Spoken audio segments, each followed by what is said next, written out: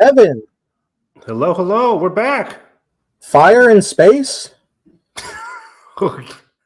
How is Nathan going to start this episode? Oh yeah, controversy. I love it. Not even controversy, just No, it's idiots. idiocy. We're back. What episode? What episode is this, Nathan? 111. 111. 1-1. Not Revenge of the Sith, mind you. Wow, But nice. episode 3. Wow, this is the first time we get to finally talk about Acolyte. Finally, no more talking about like set It's real. picks, actors, what they're saying leading up to Acolyte. I've been waiting for the show for years now. I remember there was like one Star Celebration. Was it the 2022 one? We were like, oh, we're totally going to get some Acolyte stuff. And we never really got anything. Yeah.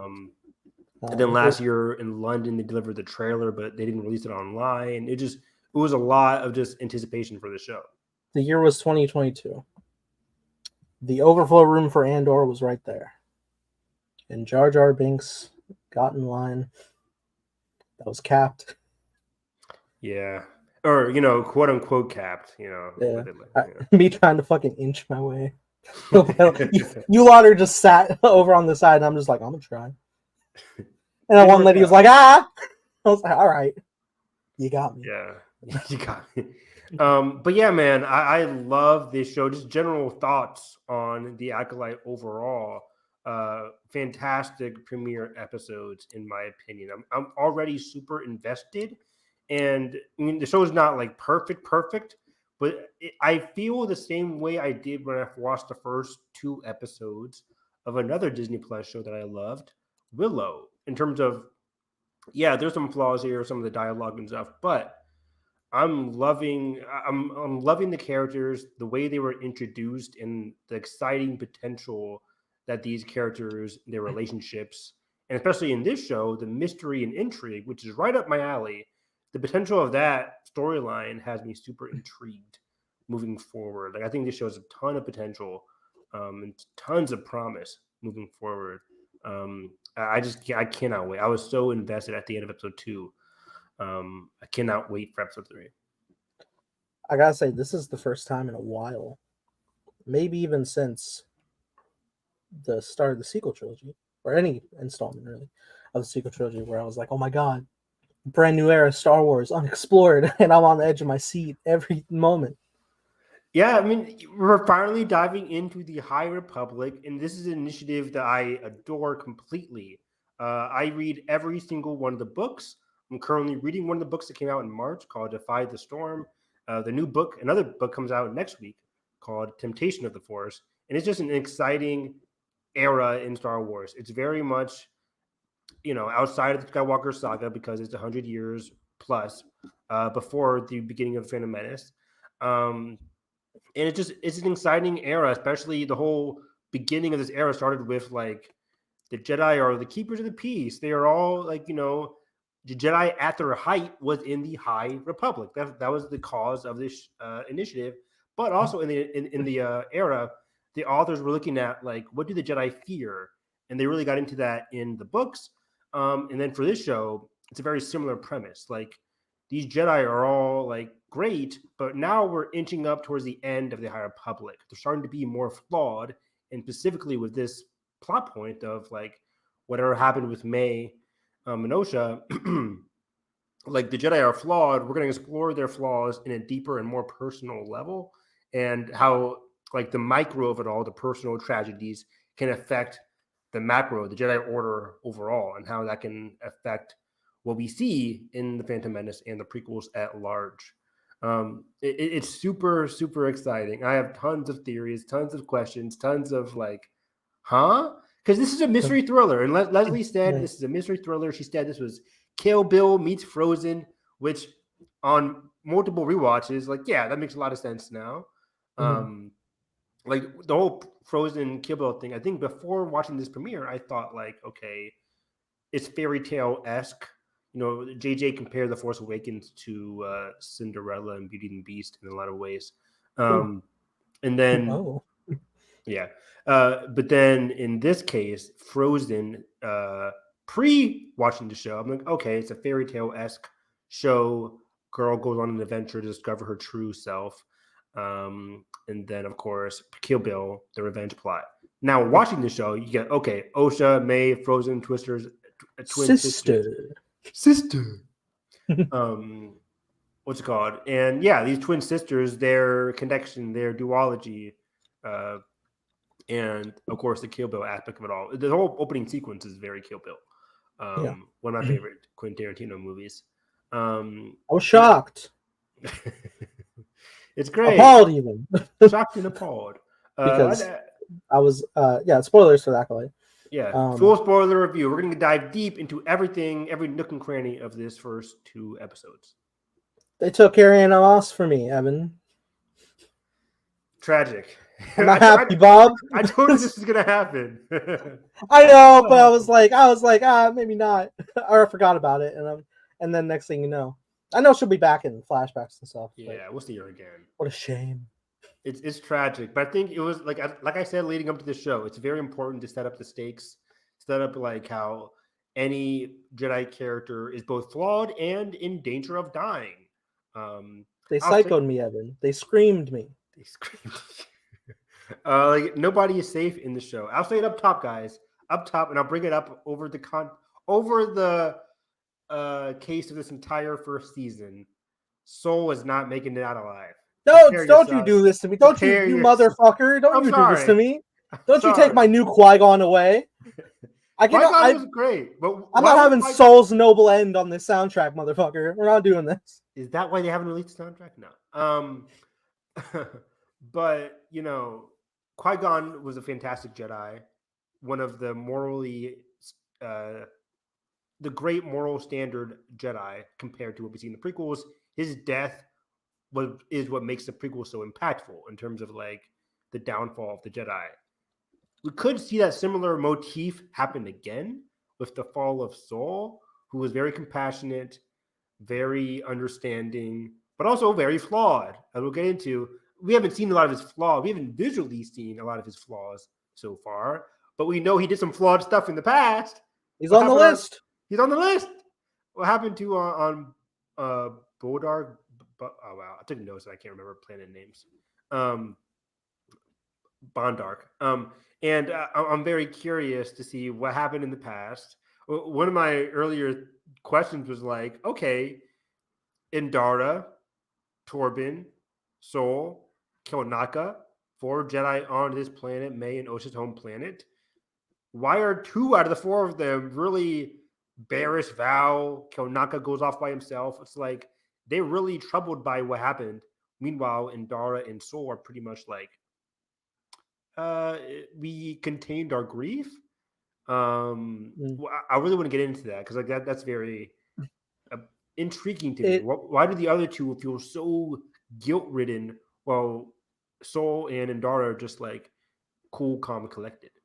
I wonder if, there could be a situation where maybe a couple of the Jedi are in the know of like whatever really went down when we get to it, while others are maybe like indirectly involved because of them, but don't fully know the full picture. Maybe. And Soul and Indara are those people? I don't know if Indara is, because she seems very like openly just out and about. Because whatever happened, which presumably was bad, it's probably like very bad.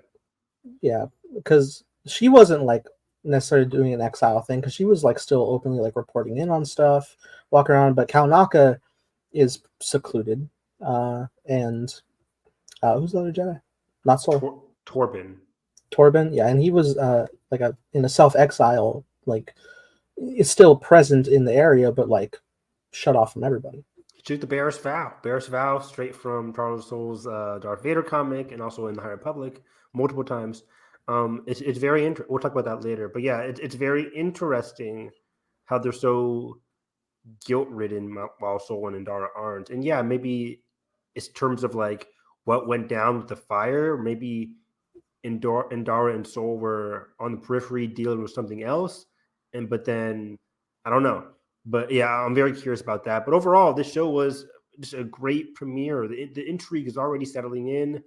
Every new crumb, I'm like hanging on every word in terms of like what went down in the past, what Osha and May think. And let's get into this right away. May is the one doing the killing. Osha is the one, our main character. I guess we have dual protagonists here. Or Yeah. I can't dual protagonist. May is an antagonist. But sisters, right off the bat, not even hiding it from us. First 10 minutes of episode 1, we kind of get this notion. This was yeah, there was a the theory was going around ever since the fucking subtitles gave it away. That too. Yeah. Which is funny because like I'm watching it, I'm like, I wonder like, are they gonna do that? And it's revealed pretty fast. It's like, okay, cool. Yeah. It's not the lingering like, oh, I suspect you the whole day. And there's like a lot of great like subversions here where you expect like, oh great, they're gonna get blamed for their action when it obviously wasn't. But then someone comes in and is like, no, I saw it went down. I'm Yord. I experienced it. Good old Yord. I can't wait to talk about him. He's the best. I love Charlie. But yeah, I'm with you, man. I'm so happy that they're not hiding or shying away from the whole twin thing. One of my biggest pet peeves in film is when the audience knows more than the characters, and especially in the case of like May, I didn't do it, or Osha's like I didn't do it.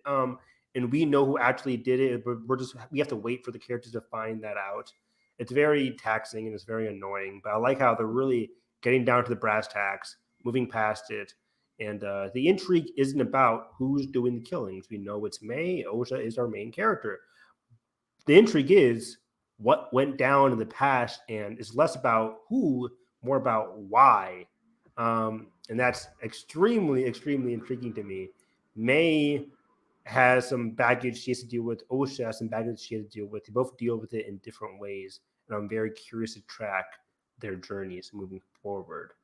But yeah, let's dive into this episode 1 here. I love it. I love the titles, by the way. We get dual titles for our dual characters. Lost/Found is the name of the title for episode 1. I think the second episode, Revenge and Justice, makes more sense in terms of the characters. We'll get to that. But Lost and Found, I have to assume May was deemed to be lost. They thought she died in the fire. Well, Osha was the one that was found. She gets found by the Jedi, and she gets found by Soul. Fine, they get reunited. I think so far it's May is the first part, Osha is the second part in terms of Lost and Found. Revenge and Justice makes more sense too. Revenge, in terms of May, literally says she wants revenge, and then Osha says she wants justice against May for what May did to her family. Osha wants justice, and that's all in episode 2. Right. But yeah, that's very interesting. But before we get into after the title, Nathan, they give us a crawl, which was a surprise. I kind of didn't scroll down, but it is funny. It was like my brain is like very two-sided. When I was watching, I was like, oh shit, there's words, and then I was like, of course there's words, it's a new property. They gotta clue audiences in that this isn't the original prequel or sequel trilogy. This is way beforehand. But what I like about era, which is wild. Our fourth what? Like era. Oh yeah, because we've always been like simply like sectioned, but now it's like, oh shit, it's a brand new challenger. New challenger, High Republic. It's a fresh era, and it's very exciting again. But I love one of the interesting parts about this was the bottom part says a powerful few learn to use the Force in secret. Powerful few. One of them, a lone assassin, risks discovery to seek revenge. Again, revenge going into what May feels like what happened to her in the past. And we know May is a Sith acolyte, or at least she believes she's an acolyte of some kind. She's doing some trials per se. But yeah, I like it that it says a powerful few learn to use the Force in secret. Does that include the rule of 2 Sith and May? Does that include Chimere as well? We'll get to Chimere. I have my theories about him. What's his involvement with everything? This is an interesting thing in regards to the Sith, which we're still very vague on. Is like we have this guy here who I presume to be a Sith, but the question being, is he like the Sith of the time? Is he the big bad? Is he somebody else's apprentice who's trying to take that place of master as they do? Yeah, it's intriguing. My main theory, I've been thinking this for a long time now. I was talking to Jalen about this while the show was airing. I think this is the apprentice Sith who wants to become the master. It would not be surprising if this young Sith apprentice, Darth Mouthpiece, um, if he Darth Teeth, as people say, um, if he wants to use May, who is an acolyte, and perhaps Chimera as well, to help defeat. First of all, to stoke chaos among the Jedi. He wants them to, break down the ideals of the Jedi. We'll get to his last statements at the end of the episode. Mm. But outside of that, um, I think he wants to eventually use May and Chimera, use his followers, use his acolytes to usurp the throne. Rule of two. That way he can become the new Sith, and then May possibly could be the Sith apprentice, the one Yeah. under him. That might be the end goal for him. Now, for May, I'm not sure about. May wants revenge. My main running question right now is after May gets her revenge on the four Jedi, is she satisfied? What's This next for is her? this is an interesting thing that I was thinking about that I would be really intrigued if they're doing this route. Is yeah, I'm sure May isn't like really into trying to be like a full blown Sith at the moment, but That's the I question. Like, is she but I down? but I think this dark side user wants her to be, which is why I think he's constantly approaching her with like he's helping her out with this assassination because it's also a great opportunity to unleash her hate and stuff. But every time he's always like, do it without a weapon, like kill him, like not in like the easy way, no blades, and like even though like we also see in like both episodes, she's like when she's going hand to hand, she always tries to go for the saber. That's a very interesting character piece. Yeah. It is very interesting, but I don't think that's what the Sith wants from her. What I think is, I think he wants to push her over to the edge to the point where she'll probably have to like force choke somebody to like truly get to that level of like dark side usage. Possibly really heighten her abilities with the Force, which is, by the way, very interesting because while May is getting stronger with the Force, Osha is not very connected at all. Mm. It's very Which I, interesting. I like that. I always love when characters are closed off and they have to Yeah. reconnect. This is my favorite Um, stuff with Luke and TLJ. that was great. Okay, let's jump to that real quick though. So much stuff to talk about. Do you think Osha is closing herself off, or has she just been like purposely, or just has she been disconnected? She's been gone for 6 years. She's been a mech neck for so long, for that long period of time. Has she just been out of practice, or has she purposely closed herself off? I think Because there is a difference. whatever whatever the reason causing her to leave was ultimately bringing her to a mindset where she did choose to close herself off from the Force, and in the 6 year span she may be like not just to simply say like she's rusty, but like she has to refine that interconnected spirit to the Force, like in a similar vein when Sabine was trying so long during Ahsoka, like really find that connectivity that you have to like really focus on, really get Yeah. in tune with. Yeah, go back to what you visualize the Force as, like your connection to the Force. Yeah, that's a good point. Because yeah, we know, of course, in Star Wars, the cosmic Force is everywhere. Like everybody can use the Force, kind of thing. But the Jedi are the ones with the highest ability to use it, and I assume May and Soul have a very big proclivity with the Force. It's Mm. just that Osha right now is very much, again, like you said, like out of practice and kind of doesn't want to use it right now, or yeah, refuses or doesn't want to use it.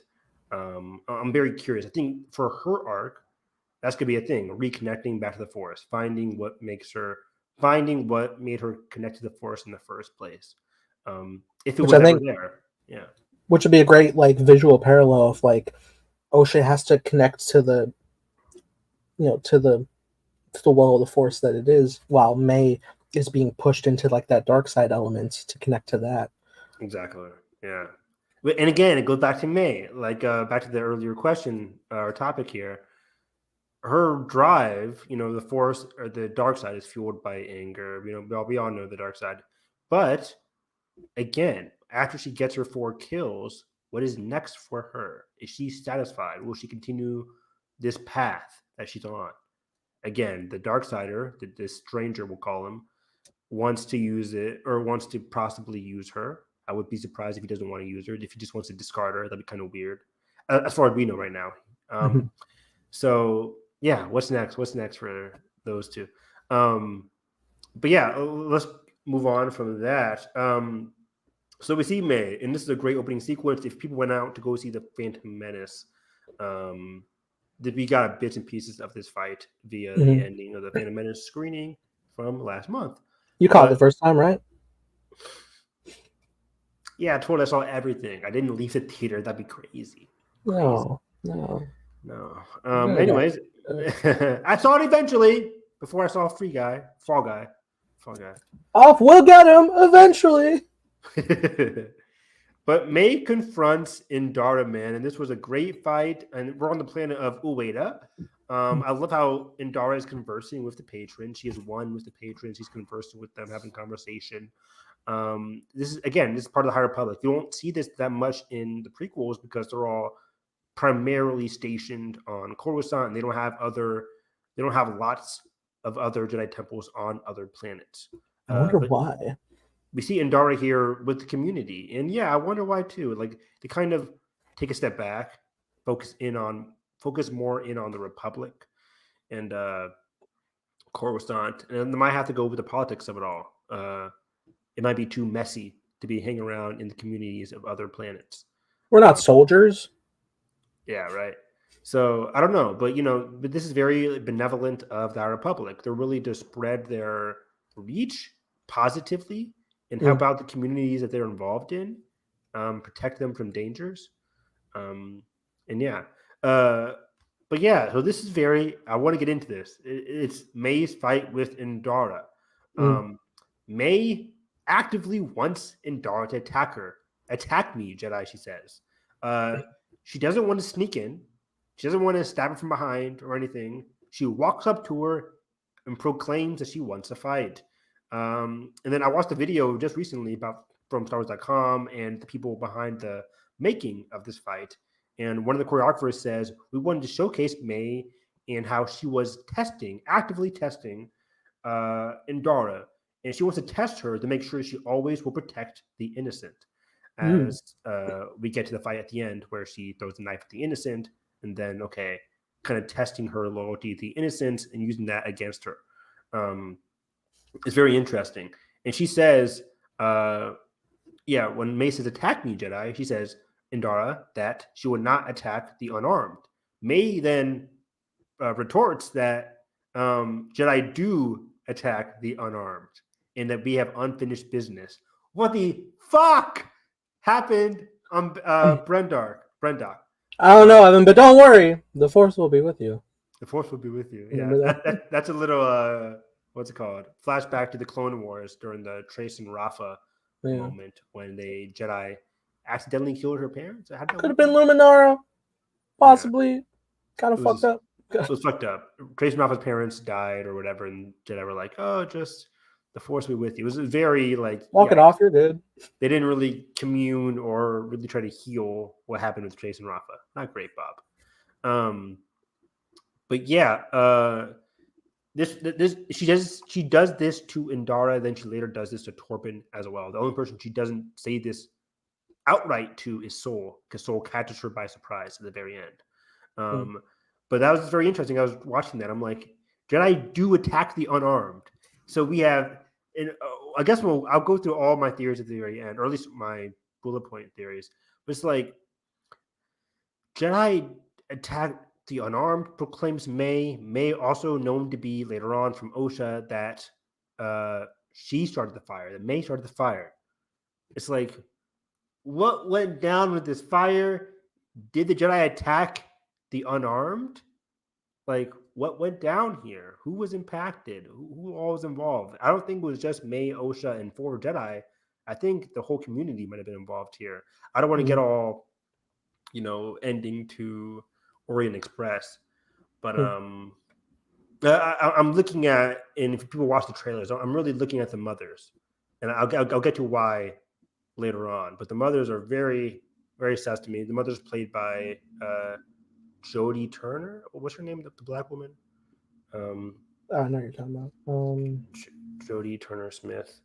I'm gonna look up the Acolyte cast right now. I'm blinking. But yeah, so the You're gonna model look it up and be like, "Why is Frank Oz there?" Jodie Turner Smith. I was right. Frank Hmm. Oz in here. Oh shoot. Yoda Sotomo. No, You think Yoda's gonna pop up? I think Yoda. She confirmed no Yoda. Yeah, No Yoda? no Yoda. No Yoda. I don't believe it.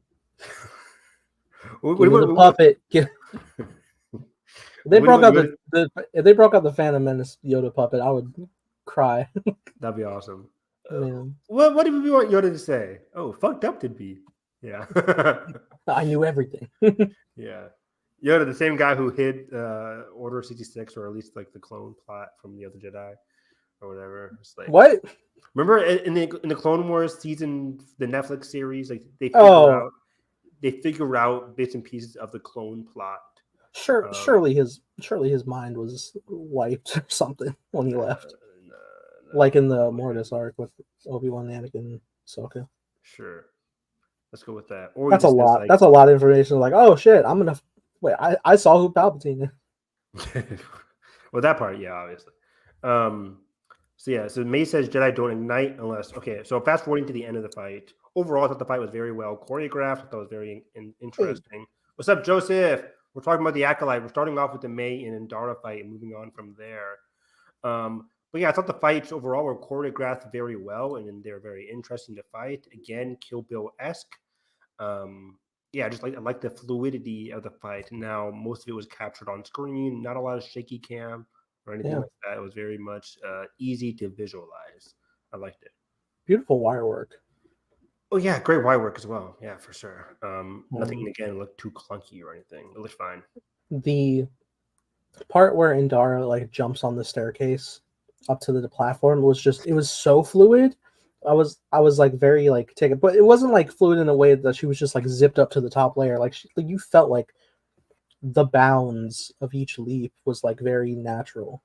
It was very natural, and let's not forget that May jumped up there very quickly as well. She's very talented with the Force. And speaking of that, yeah, we saw episode 1 and 2. We're going to go over both episodes. If you have any current questions or theories, please leave them in the comments, because we're going over everything in order here. But we jump around. We're chaotic. We do everything. But yeah, so towards the end of the fight, May throws some knives, and Dara finally ignites her blade. And May says Jedi do not ignite their blade unless they are willing or ready to kill. Yeah, they do not ignite unless prepared to kill. And Dara, I love how the camera zooms in on Dara's face. She does not refute May. Is she willing to kill May at this point? Yeah, and all these statements from May are just very like hostile in nature that you don't like associate with Jedi, but they're hostile, very charged. She feels like a wounded, not like a wounded dog, but she feels like she's very wounded and she's lashing out. Activated, if you will. Activated against Indara. Yes. Craig Mazin really ruined ruined everything for us. Well, I can't wait for the season 2 podcast. Oh boy. We should call it like the Last of Us Activated podcast. Yeah. Yeah, and I think she ignites her lightsaber after she takes a look at May's face. She unmasks her Spider-Man 2 style.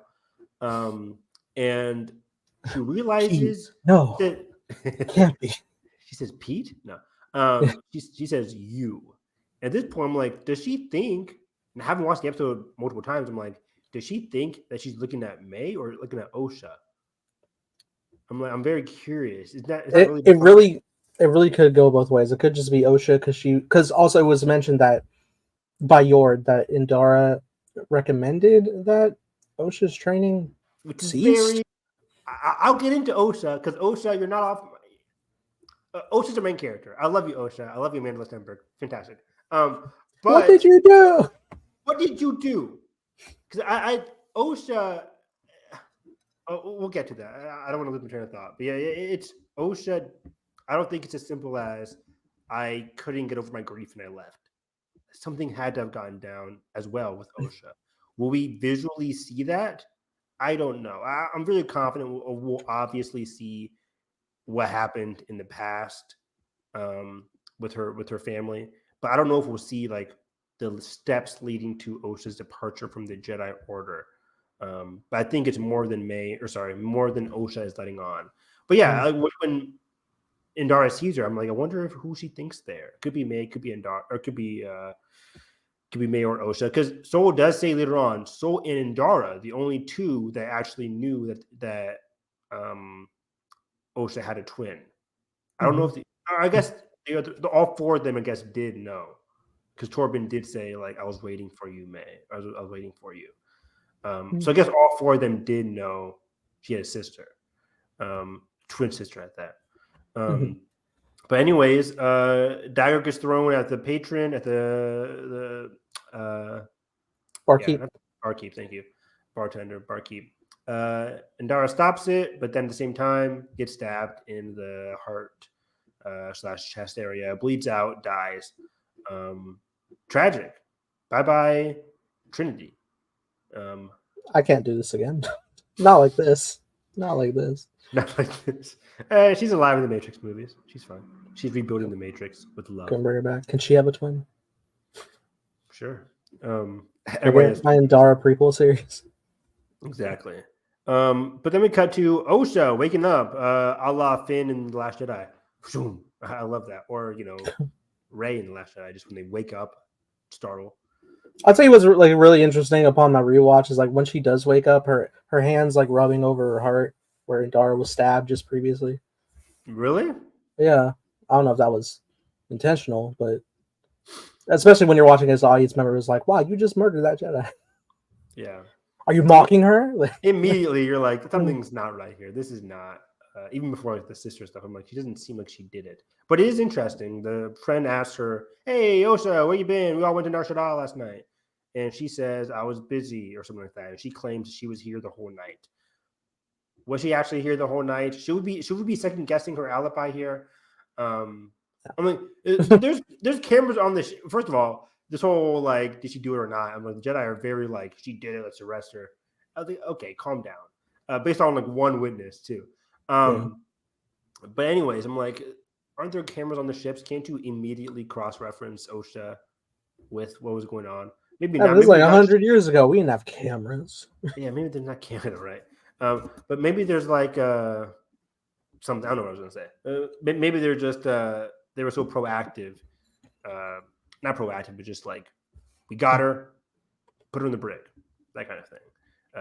To the point of like 100 years ago and less evolved technology. Is this still the era where Bacta's new? Bacta was very new 150 years prior to the books of the High Republic. So the High Republic sets like 200 years, or the High Republic books I think are like 100 years before the Acolyte, and then Bacta is very new 150 years prior to that. It's the very beginning of the High Republic. Bacta is very new.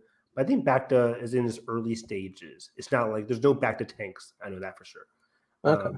So I don't know if there's Bacta tanks in the Acolyte, because Acolyte's closer. What's Acolyte? What, 100 years before Phantom Menace? 100 years before the fall of the Empire. So 110 years before that. It's 100. Or 15. 90 years. Either way. So yeah, I don't know if we'll see any Bacta tanks in this show. I'll just say that. I don't think so. Yeah. But anyways, what I loved here is that Osha didn't go to Nar Shaddaa. Where was she? Should we be sorry for her? This is a murder mystery thriller. And I am keeping track of everything Osha is saying, some of the discrepancies. There hasn't been a lot of discrepancies yet. But just, again, this thing about, like, where was she? She was here. That's kind of giving us kind of like inner doubt before the sister reveal for the audience. But also later on, should we be also in episodes to come, should we be thinking of Osha as a reliable narrator? I don't think so. Because she's also dealing with a lot of baggage as well. I don't think everything she says is going to be fully true. Even especially the very last scene of episode 2 in terms of not killing May. It's like, what's really going on in her brain there? Not saying that she's working with May, obviously. But it's like, we'll see what happens. I think... Yeah, sorry. I think I won't have a full gauge on May in that light until after another episode. But right now, I don't really have any particular reason to doubt Osha. I mean, to doubt Osha at this time. Me neither. I'm with you. I'm on OSHA. I'm on everybody's watch. Maybe besides yours. Yours is fine.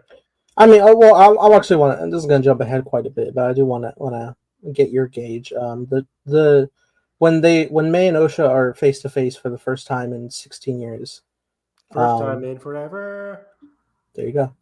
What was that from? Frozen. Is from Frozen? Right? Am I wrong? Is it? Love is an open door. Same song. First time in forever probably is. Anyway, my point being, Osha fires a shot at May. Okay, but anyway, Osha fires a shot at May. Some people believe Osha missed on purpose. What do you think? Oh, almost in you. That was the dramatic pause. Yeah. I think on rewatch, I think she does this on purpose. In the scene leading up to that, Soul has a confrontation with Osha in terms of like who should stay, who should go. Soul says, "Have faith in May, comma, have faith in me," which is very interesting. Like Soul is really wanting her to have faith in her own sister. Soul has more faith in May than Osha does, which is very interesting. Why is that? Maybe because Soul knows what actually happened with the fire. But anyways, Osha missed on purpose. I think because there's a small bit of her that wants to have faith in her sister. After the Oshi stuff, it really threw Osha for a loop. So I think she wants to have faith in May. She used to be a Jedi. She's not that bad of an aim. She's not a stormtrooper. Yeah. Well, I think she missed by accident. I think she did just miss. She tripped and fell. Yeah. Well, no. Not everybody has to be a crack shot in Star Wars, you know. Oh no, but that was a bad miss. She wasn't like a mile away. It was a good distance, enough distance to where like if it's slightly angled and it's going and it goes out further. That's physics. Anyway, I think for the conversation you brought up with Soul is like maybe she is like trusting the process, and she was just like, all right, I do need to bring you in. Like I need to apprehend you to get answers and help you. And I think she genuinely did miss because then she fires some more. Well, she fires some more because it's interesting. I think she missed on purpose. Osha or May gets away, starts firing off, and then I think she starts attacking her to make it look like I'm actively wanting to get you. It's a mix of emotions there. I don't think even Osha knows what she was thinking in that moment. I mean, I feel like her face turns like in a very emotional determination to get her. She feels like she doesn't want to do it, but she knows it's what has to happen. I think it's more so a surprise, and then determination, and then it's a lot of things. I think she's surprised, hence the missing on purpose. But then she's like, "But she did kill. Let me fire some more shots off." And then she looks at Soul, and they have like that stare down. And I think in Soul's mind, he's like, "Did you let her go on purpose?" And Osha doesn't know what to think. I think it's very unclear. It's complex. Well, I think that mindset will be active regardless of whatever intent she had. But I can also see like when she was called her nickname Oshi, that maybe that got her emotional. So like she was going to fire at her, but the emotions got the better of her and it threw her off. Exactly. Yeah. So you're on my side. It threw her off, but I think it threw her off being like, well, fuck, I can't bring her in yet. Have faith in your sister. Maybe. I mean, that might be the thing for the show too, as well. Does May die by the end of this series? Hey now, well, May series and Osha, a season. I don't know. Will they have a duel with each other? That would be amazing to watch, like executed. Yeah, I think that's too messy for the show. They could do it. Could they? They did that shit in 2010 with the Social Network. In terms of what? There's the Winklevoss twins. It's the same actor. Yeah. But they weren't like fighting each other, were they? I haven't seen Social Network. No, but they were like actively like engaging back and forth with one another. Cutting back and forth though. No, like within the same shot. Oh really? Okay. Yeah. Many times. I have to watch the Social Network. It's been a decade. Commentary. Actually, it wouldn't be the most bad commentary. It's a very fast-paced drama. It's fun. It's fun. It's not like we're watching, I don't know, name a slow drama. I don't know. But anyways, Killers of the Flower Moon. Killers of the Flower Moon. Yeah, that's not great. I mean, it's a great movie, but it's not like the most fun commentary. Irishman. God, can't stand that movie. The door is cracked, Evan. Oh shit, Carson's in chat. But I want to get your thoughts on this, buddy. When they go out, when Osha sees the fire on the outside of the ship, we don't mind it. we don't mind it at all. It's fucking it's Star Wars. They all have it. I actually took notes on the voices that she was hearing. Oh, and this was very interesting to me. The voices. It says Osha. Osha says, "May, what are you doing?" ? So again, I think Osha visually saw May doing something. Now, was May trying to stop the fire and accidentally started it, or did May fully start it unbeknownst to herself? I think it could be a Ben Stone situation. We got a Luke Ben on our hands, don't we? It could be a Luke Ben situation. I like it. May did it, but just not fully on purpose. Or Kylo was incredibly angry at Luke. Next thing he knows, lightning strikes. You know, the Academy is destroyed in the Rise of Kylo Ren comic book we're talking about. And I'm very curious if that same thing or similar thing might have happened here. Even when I read that comic, I'm like, what did cause the lightning? It's very ambiguous for a good reason. All right. A lot of Ben Solo fans are upset, myself included, because I wanted straight up answers, and we didn't really get that. But then you could look at Ben's face, and it's the face of horror. So I think whatever happened, but the intentions behind it is not what he wanted, I think, or at least not to that scale. He didn't want to destroy the whole fucking thing. But when you're angry, you can't really control your powers, can't you? Maybe May is very angry at that point. She's a child. She's like what, 8 years old, something like that. Yeah, 8. You ever think back to the first Harry Potter when like he makes the glass disappear at the zoo with like no training, no wand, and I'm just like, well, can he ever do that again? Because it's always wand shit after that, but you never just like manifest. Yeah, I mean, post episode 5 of the books or the movies, they hardly stop saying wand names. It's just like boom, boom, boom. We're supposed to understand that it's stupefy and Avada Kedavra, but they don't really say it a lot of the time. Anyways, but yeah. Amazingly, like one of the popular series we still haven't commentaried yet. Which is wild. We did that 4-hour commentary and it exhausted us for years to come. It is like really fun because I keep thinking back to like no, we did Star Wars, we did Jurassic Park, like we did all these things and like shit, but still Harry Potter's on the horizon. It's always eluded us. But yeah, so voices, May, what are you doing? And then Osha continues to say, I won't let you leave. Then it says space, Mama, help me. No, Mama. And I'm like, that's why I'm very curious about the mother character, Mother Anastasia, who again is played by Jodie Turner-Smith. The mothers were deemed to have died in the fires. He said, Gord tells Osha, your mothers, your sister, your family perished in that tragedy. So she also thinks the mothers have died as well. We know via the trailers the mothers are alive, or at least alive in flashbacks. It could be flashback because all we see of them is they're talking to young versions of Sol and Torben and Trinity and Dara. So it's like, I'm very curious. But I also did watch an interview with Perry and Jodie Turner-Smith, and Perry's asking her questions about her character, all this kind of stuff. And Jodie Turner-Smith was very, I can't say anything. I'm very excited to be on this show. I'm like, what are you hiding from us, Jodie? What's the Marvel answers, here? I see. Yeah, she was very nervous. And she talked, I think Perry asked her, like, Jodie is a witch. Or sorry, not Jodie. Mother Anastasia is a witch. What is Mother Anastasia's opinion on the Force? And all she said was like, Mother Anastasia is very independent. They have an independent nature. And some Jedi might not like that. And that she didn't want to give too much. She said she would talk back later at the end of the season or something like that. I was just like, I took note of it. I'm like, she's hiding something.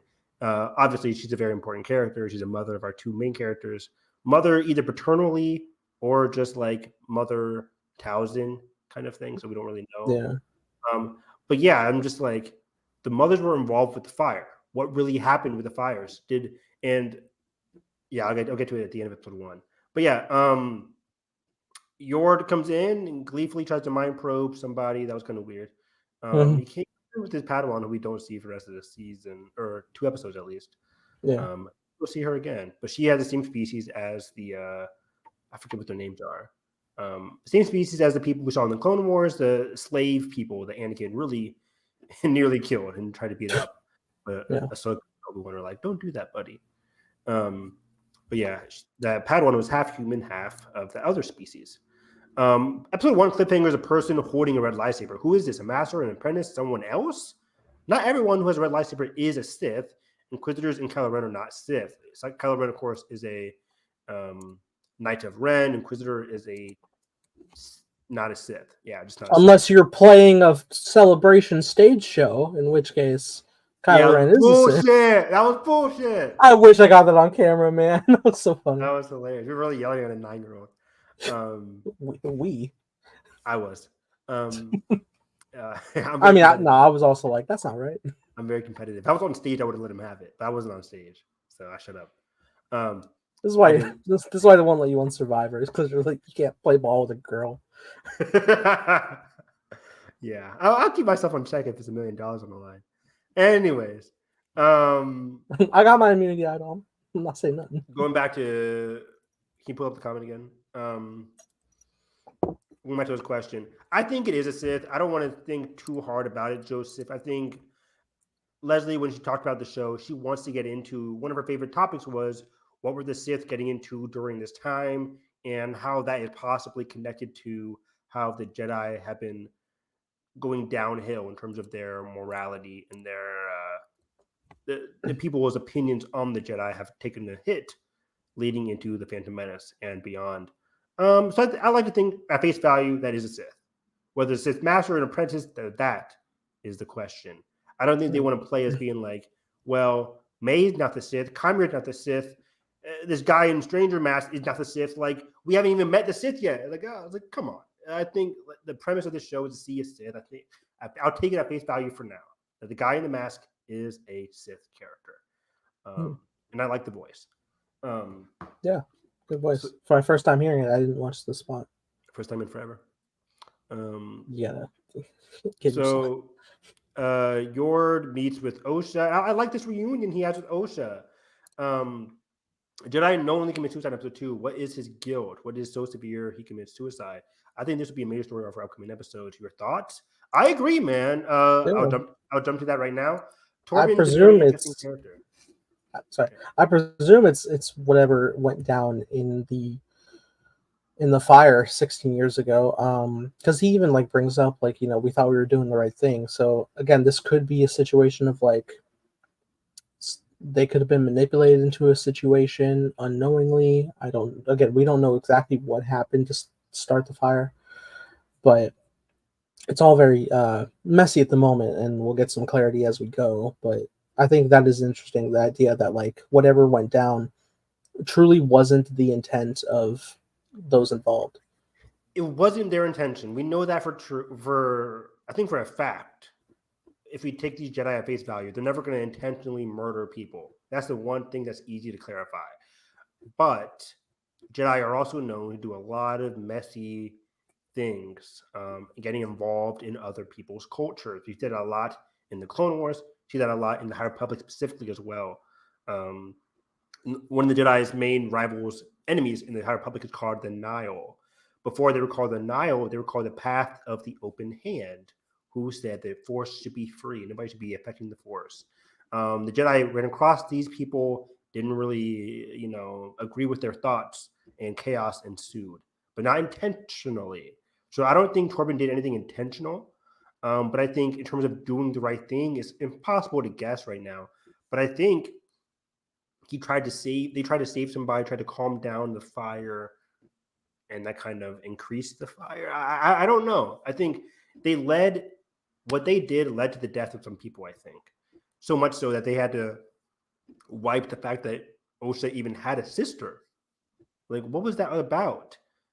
I don't want to spoil what happened in the High Republic, but there was a case. in terms of siblings, one of them gets chosen to the Jedi Order, the other does not. Is this the case? Could this also be a similar case where, at least from Soul's perspective, he's like, I'll try to save both. I couldn't happen. Something happened where he couldn't do both.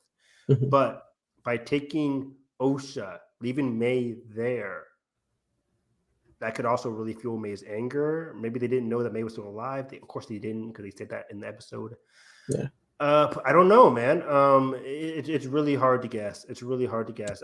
Something happened where they saved Osha. Osha was very grateful.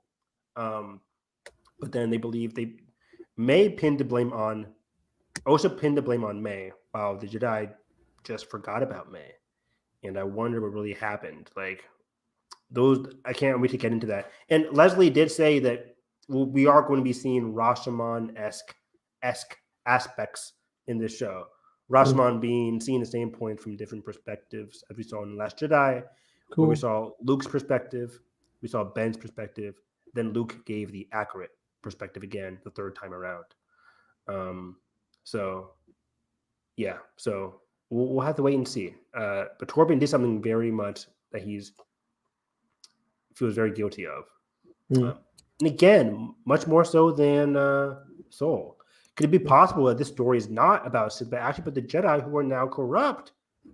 And the Acolytes killed the corrupt Jedi. Remember when a Jedi erased the archives? Your thoughts?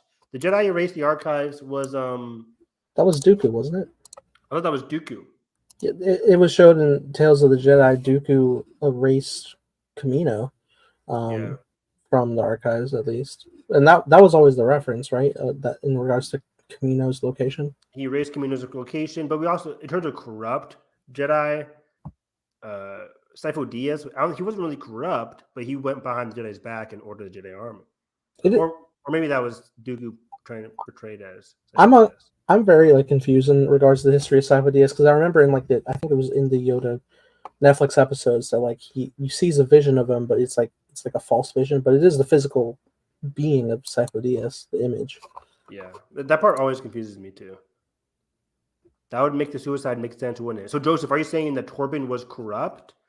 I don't think, if Torben was corrupt, would he go as far as to commit to the bearer's vow for atonement? He wants peace. Would he do that if he was now corrupt? And Sola and Dara and Kanaka, we haven't seen much from Kanaka, but Sola and Dara, what we saw from them, I'm not getting the vibe that they're corrupt, especially the way they're portraying Soul's character. Now, they did some action. A specific action was very bad, but I don't know if they are overall corrupt.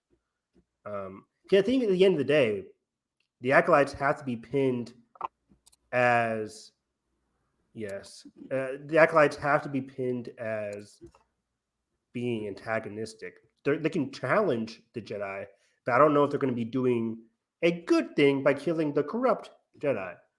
I think they're killing off these flawed Jedi. But we'll see. We'll see.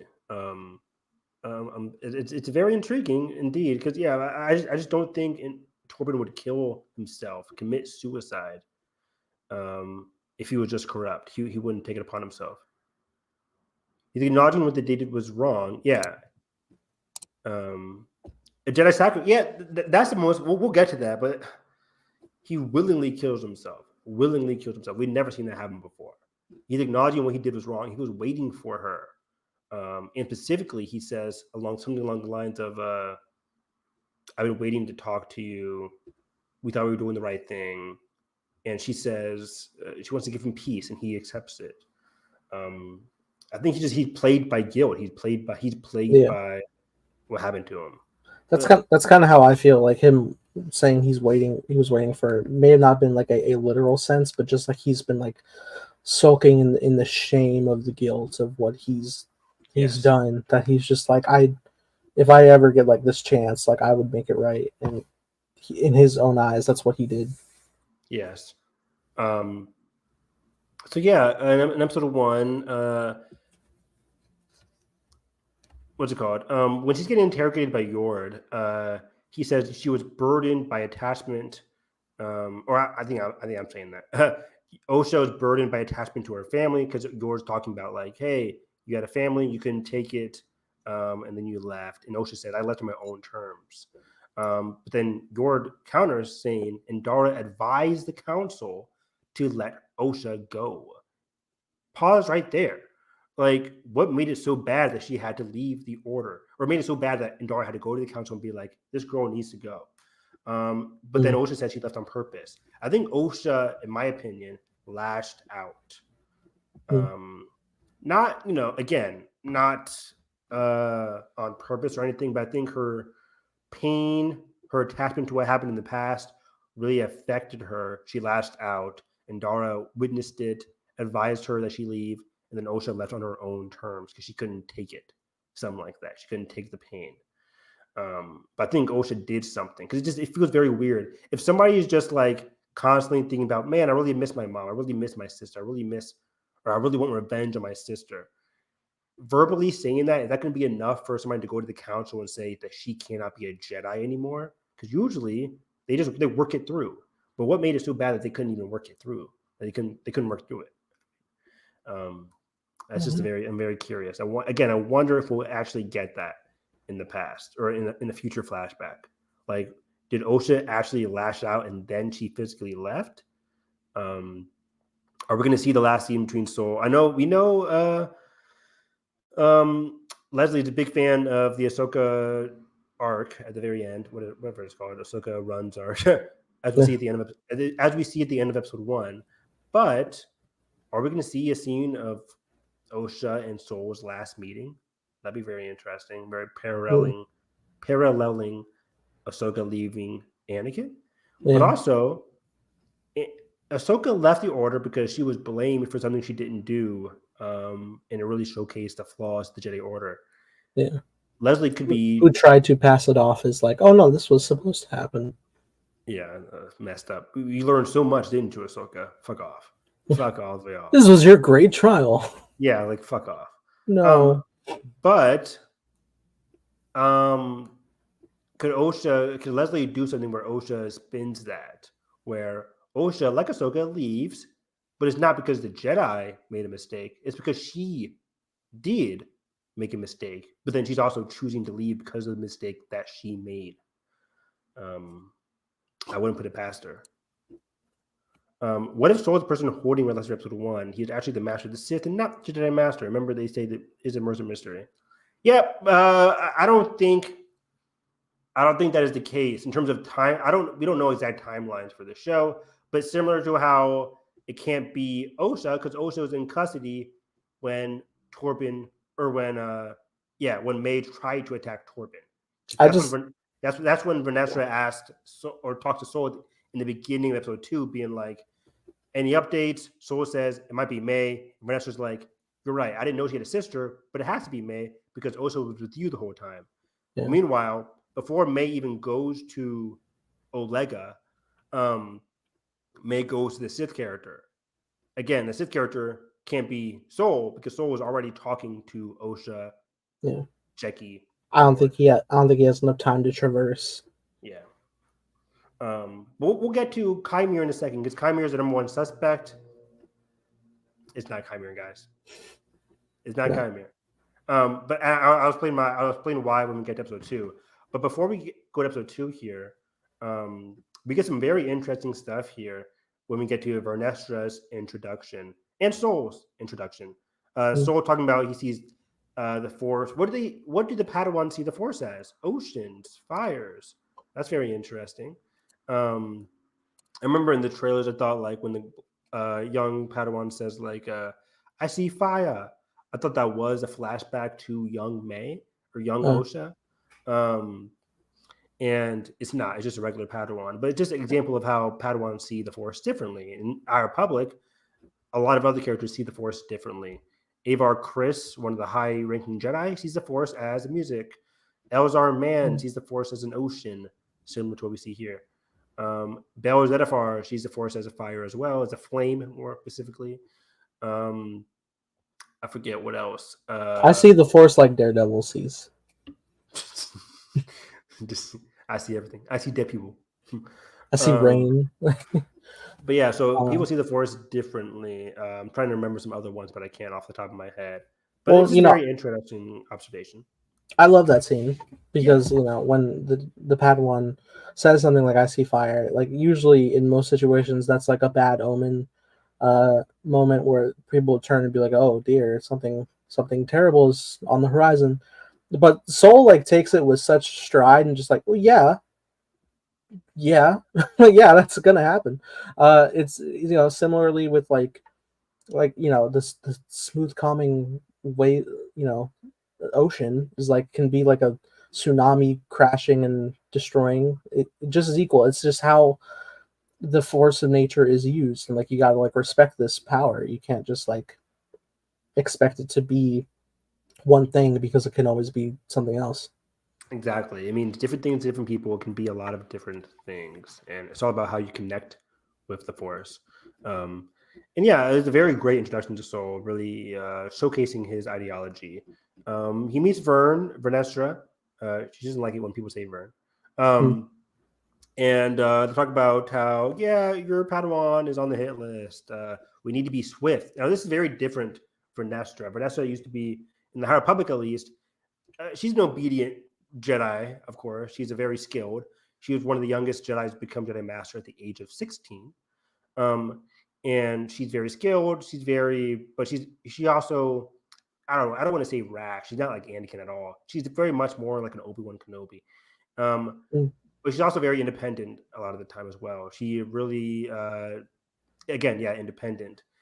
This Vernestra seems very much for the Jedi Order and very strict and rigid compared to a more not so rigid Vernestra in the past. The Uh, man. yeah, and interestingly enough, she's like Kelly Swift. If the Jedi find out that somebody amongst ourselves killed each other, like we can't have that spreading. And Soul retorts that, like, yeah, political enemies could use it against us. Well, who are these Oh, political enemies? Are these just people in the politics, like, who are not feeling the Jedi? Is the show going to dive into these political enemies at all? That really caught me off guard when I was watching it. isn't isn't Phase 3 of the High Republic going to be set around this time? No, we're in phase 3 right now. It's Oh, still, yeah, it's still just phase 3 takes place like weeks after, months, or a year after phase 1. So oh, that's a lot less than I thought it'd be. we're still hundreds of years before Soul is born. Okay. Um, so yeah, I'm very curious what these political enemies could be, uh, or how relevant it is. But the fact of the matter is, there are political enemies, and already certain people are not feeling the Jedi. Hmm. Um, of course, we get Also, the yeah, sorry, just the look of Coruscant is really compelling when like they have I that like it. establishing Yeah, shot. Like similarly when you look at like photos and footage of New York City 100 years ago, it's like, oh my god, where are all the buildings at? It's not as smoggy here. What the hell? yeah, yeah. It is a lot less crowded. The temple is definitely elevated, um, which is very interesting. Um, There's a temple down there. They yeah, what's don't going know. on? They don't know. Did they ever Um, know? Will the Acolyte know? That'd be wild. um, so yeah, we get Osha with the whole escape plan. She's in custody in the public transport with them criminals, and they kind of just leave her to go on their whole escape route. The whole escape sequence is just very funny. And this I wrote down. Osha is unable to use the Force. Did she close herself off, or did she use her own powers? Or sorry, did her powers wane over time? And we already talked about it, but yeah, it's like I think I'm with you in terms of just like she hasn't connected with it in a long time. She lost her purpose for it, her connection. And it makes sense why this is appearing right after Soul has that conversation with the Padawans about what is the Force. And I think for right now, at least, Osha is having a very difficult time visualizing her connection to the Force. I think that might be, again, her arc for the season, reconnecting with the Force. And that is directly tied with resolving what happened to her sister. Those are dual storylines for Osha, and she's going to have to deal with both of those. You can't connect with the Force unless you deal with what happened to your past, which makes this murder mystery so compelling because it's a murder mystery tied with a personal journey for Osha. Yeah. Um, So yeah, but then we realized, like in contrast to May, Osha is extremely kind-hearted, willing to help a known criminal remove the parasite that was in his mouth. The criminal just rushes off, steals the escape pod. It leaves her to die, and she gets that guttural scream, which was hilarious. Yeah. Um, but it's like, yeah, Osha's willing to risk her own life to just save a person she doesn't even know. She might not be a Jedi, but she is still extremely kind-hearted and will risk her life for just the small things like this. Yeah. So I really like that little small moment for Osha. But yeah, then Jackie comes to go see Soul, who is overlooking young Osha with the Padawan parade in the hologram. I wonder again, we see Osha in a hologram with the braid. Are we going to see that actualized in an actual scene in the past? Maybe, maybe not. I'm sure. Yeah, it's the classic Clone Wars where like, oh, we have the image of the character. Are we going to see them again? They made the model. Yeah, they made the model. So they put Amanda, they gave her a braid. It's like, are they gonna have her wear it in an actual scene? We shall see. But yeah, Jackie's like, "What are you doing, Master? You're really reminiscing over your Padawan. Should you be doing that?" She ran. She went, gotcha. Permission to speak. He's like, "Okay, calm yourself down." He says, "Memories are lessons. If you don't meditate on the past, you are doomed to repeat it." Which again, just justify those rule breakings. Yeah, justify. I mean, he's also justify the rule breaking, but also justifying what happened to him in the past, and just this right here exemplifies what he did to kind of calm himself down from the past. For some reason, Torben and Konaka were not able to meditate on these memories and reflect on these memories in a positive way. They had to leave, which is very interesting. But Evan, don't you delete all your family photos after they happen? I don't take family photos. That's the difference. Oh yes, you're more celibate than I. Yeah, I'm not huge. Like, I'll take a picture of this. We were doing our elementary school graduation. My mom was like, "Take some pictures. You can show me after school." I forgot. I'm so bad at it. I really am. Yeah, I'm not huge to take a picture. I'm not like a hey. Yeah, that's not me. Look over here, smile. One more. Like I'll be in pictures with other people, but you won't need to use my phone. You can use your phone. I don't work for the Daily Bugle. What? I don't work for the Daily Bugle. Exactly. So we get to the wreckage on let's see here. Oh yeah. So Jackie is understanding and I like what do you think about the Jackie character overall, played by the great Daphne Keene? This is our big introduction to her. What do you think over the course of episode 1 and 2? What do you think of Jackie? I think it's pretty likable. It's funny when I first like approach all these characters, they all just seem like they're one specific way, and it's like, all right, this is their archetype, this is their mold, this is what we're gonna get. But then as soon as they're in situations of playing off each other, it feels a lot more like relaxed and natural with everybody. I agree, man. Especially with Yord, who seems very much like, yes, sure, I'll do this. But then you see him like dry cleaning and like a shirt off, and it's like, okay, this guy's very funny. It's like, yeah, it's like a Leonardo and the Ninja Turtles. Like, guys, what? Yeah, what's going on here? Splinter said. And Jackie, yeah, she's very understanding what Soul says here. She's very obedient to her master. She's very also by the rules, like permission to speak. But she's a lot more like Yord's by the book, so is Jackie, but Jackie seems a lot more like willing to do things the way she wants to do it, and still follow the rules at the same time. Yeah. But also, she loves her master. That is clearly visualized to us. The more we learn about Soul and his mistakes and his tragedies in the past, that's going to be challenging for somebody like Jackie. And I'm very curious to see how that is reflected in the show. To see, that might be a little internal arc for Jackie being, I love my master, but then I'm coming to realize he did a lot of bad stuff. Like, how is she going to react to that? Osha deems them like as her protectors, at least back when she was young. So I wonder what Osha will learn over time and how that'll change her newfound reunion with Soul. So I'm very curious to see soul's journey this season. I still think he will die. I hope not. I'm just calling. I'm calling it like it is. This isn't Wrecker, motherfucker. It ain't gonna happen. No, this is Wrecker, and this with is that, Wrecker, it won't happen. So we shall see. I'm usually right with these things, guys. So, yeah, I know. 50-50. Really, Evan? You think he's gonna die? He's gonna say that during Pride Month?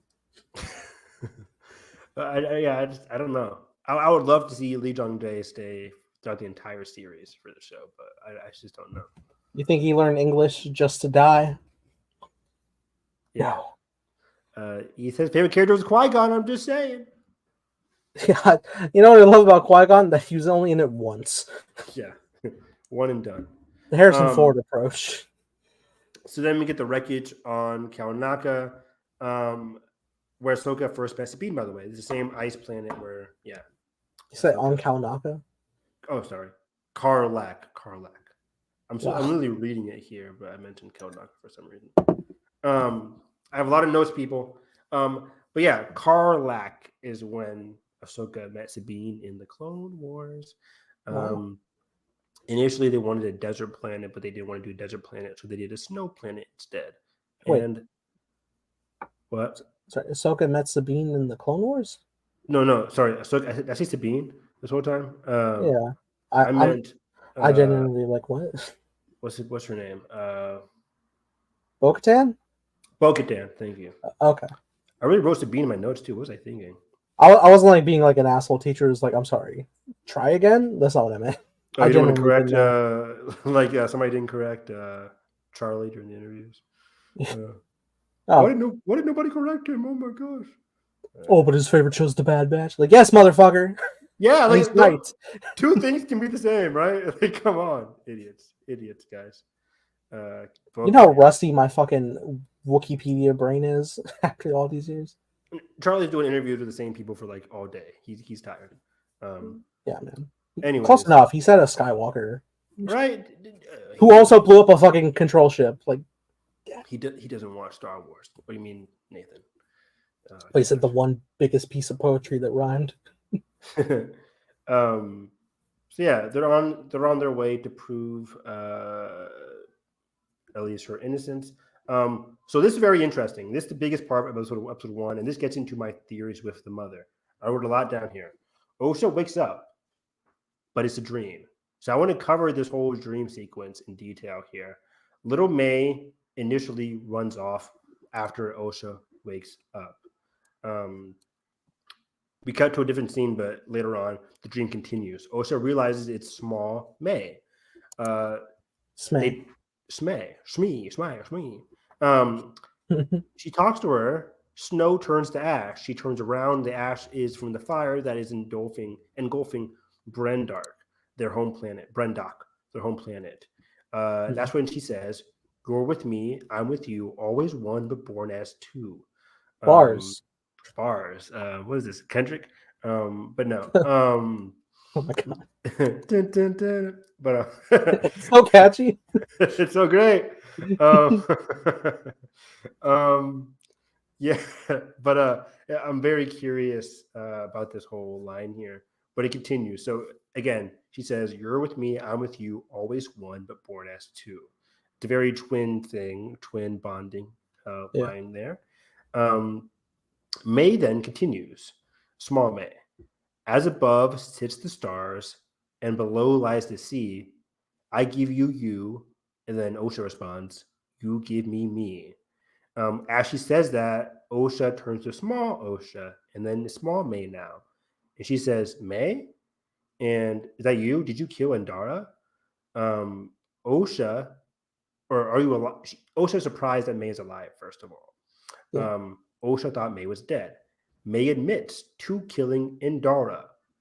Now, I haven't seen people talk about this part, but when May admits to killing Endara, this is what happens. Small May's eyes turn black. Yeah. Their eyes turn black, and then she says, "I will kill them all." In the trailers, going with the eyes turning black, we see young Torben talking to Mother Anastasia. and his eyes go black. And then like change scene, and then in another trailer we see Konaka attacking Torben. I have no idea what's happening here, but the Oh. one time we see Torben's eyes turn black, it was when in the presence of the mother in the first trailer, maybe the second trailer. I'm not sure. And I'm like, okay, Torben's eyes turn black in the presence of the mother. They are confirmed to be witches. Obviously, not the witches of Dathomir, but they are witches. Mm. Later on in the show, so right now, May admitted to killing Indara. She's talking to Osha. Then Yeah. why later on in the show, episode 2, May is surprised that Osha is alive? Why would May be surprised if she had this same vision? My first theory when I was watching the show initially was that May and Osha are having this shared dream experience, Yeah. especially by their trading bars to each other. And that's not the case, because in the vision, May admits to killing Indara and she is talking to Osha.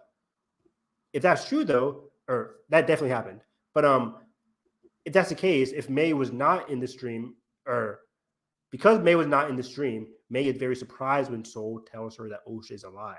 That really surprised me in episode 2. I'm like, wait, you're surprised? Didn't you just talk to Osha in episode 1? Mm. Who is the one giving Osha this dream sequence? How is Osha having this dream?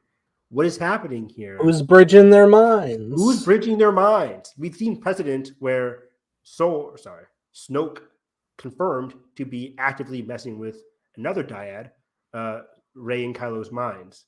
Mm. Could Mother Anastasia, who survived the fire, be affecting Osha and May? Or at least in this case, Osha specifically. Because who else would know about the twin lives they had to each other? It would be the mother. And I'm very curious. I think the mother is manipulating, or at least interfering with Osha. Because it happens again in episode 2. We'll get to it. But when Osha veers off to go follow young May again to go find a dead Torben, is this just the Force calling out to her? It seemed very antagonistic, like. It didn't seem very helpful. So I'm very curious what's happening here. My first thought now, after rewatching it, is that Mother Anastasia is manipulating Osha's mind for some reason, leading her for some reason. But I don't know why. But the eyes turning black really shook me during that moment. Because at first she's just talking, being a true sister with her, but then eyes turn back and says, "I will kill them all." I'm like, wow, okay, this escalated quickly. Evan, I think it's clear what's going on. Is Plankton? Yes. Osha hasn't woken up from the ship crash. She's still the show is a dream. It's a dream, yeah. It was all a dream. It was all a dream. If you don't know, don't know. Anyway, I want them to use the same music for the Transformers and G.I. Joe movie trailer. I'll make the trailer. I know you will. I won't bet on that. Rise of the Beast style. Exactly. So yeah, that part was just very interesting.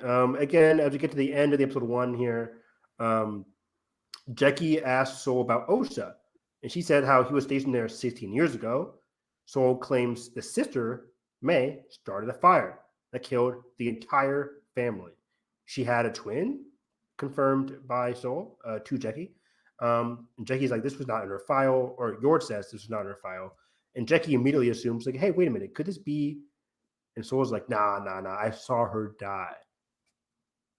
Is this an Obi-Wan that saw Anakin die situation that's going on here? Because obviously May's alive. That seems like a lot to like get of that mindset with an 8-year-old child, you know.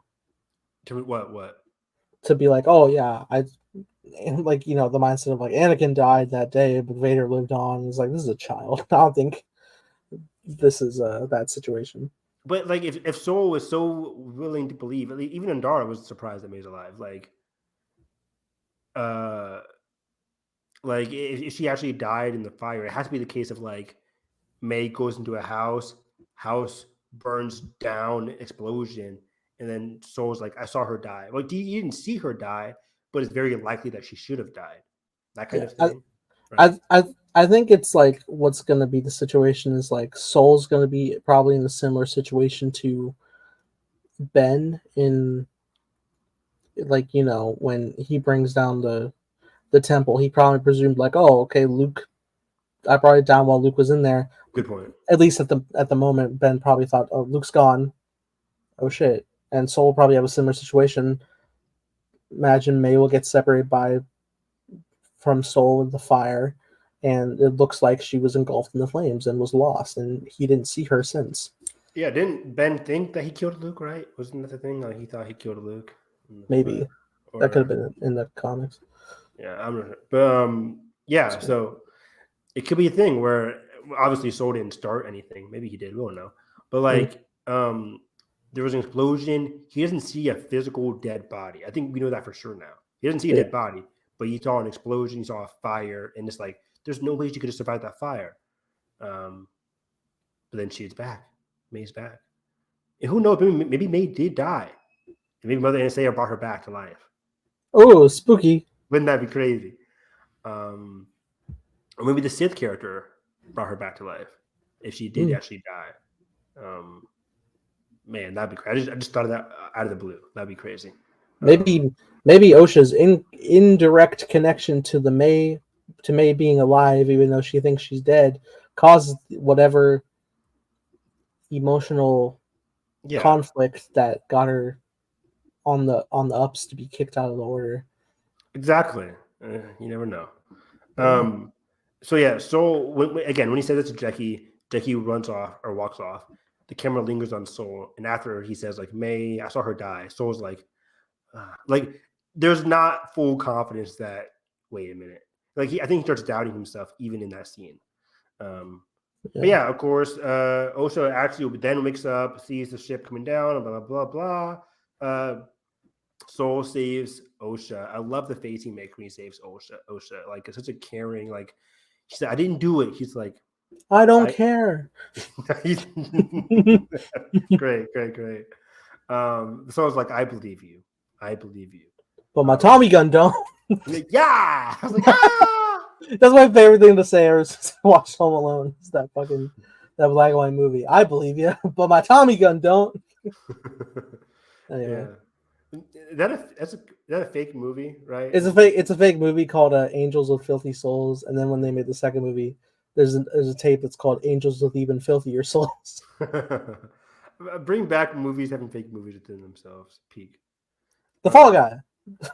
Fall Guy. Emily Blunt for Best Director. Hell yeah. Jason Momoa, Best Actor. Exactly. In the Dune parody. There's like the quickest shot of like the princess like female lead walking, and they have like a version of like the Dune. Big. I can't wait to do a Fall Guy commentary. Fun movie. Into the universe. Fucking McConaughey voice. So yeah, I mentioned Anakin and Ahsoka parallels. Soul believes her automatically. Let's get to the last part here. Jedi live in a dream, says the stranger. A dream they believe everyone else or everyone shares. If you attack a Jedi with a weapon, you will fail. Steel or laser are no threat to them, but an acolyte. Oh, an acolyte. No, I'm kidding. He didn't say that. He said, raw. Untamed power. May's like, what the fuck, dude? He's like, sorry. You need some water? Take that mask off, man. It must be sweaty in there. Bends down, get some water. Turn around. No. Thank you. Anyways, how you been? But an acolyte kills without a weapon. An acolyte kills the dream. Bars. Instant credits. Yeah. You have no time to think about it. Again, people have mentioned it already. The episodes end very jarringly. Very quick. Which again, I think people like to idolize Andor these days for good reason. It's a peak show. Andor episode, the early episodes of Andor also had very jarring. Remember that one episode? I think episode 2, where he's walking down the street and then it's just end. It's just like some of these Star Wars shows, Disney Plus in general, it happened with Percy Jackson too. I mentioned it with Percy Jackson, where it's like certain episodes just cut to black, end. I'm like, it didn't feel like a natural end point. We're still not getting there yet. Like, we know this isn't an 8. No, luckily, the show doesn't feel like an 8-part movie. I hate saying that. Mm-hmm. But it's obviously episodic, but they haven't nailed. Serialized mystery. Yeah, it's a serialized mystery, but they haven't nailed to end. Each episode should have a thematic point, and luckily they do. In this case, it's like the origins of Osha and May. In episode 2 is the Torbian stuff, like grappling with that. They grapple with certain parts of the mystery in each episode so far. But yeah, the episode ends jarringly. But we talked about that already in terms of the. Oh, sorry.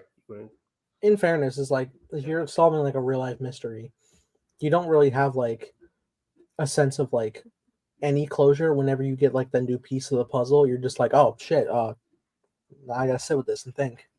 Yeah, exactly. And luckily, again, we have 2 episodes back to back to help us out with that.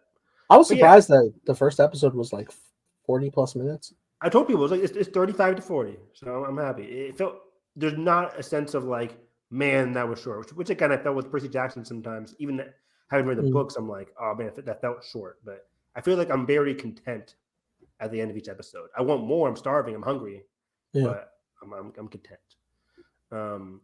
But yeah, we already talked about it in terms of like what the Sith Acolyte or Sith wants here from May.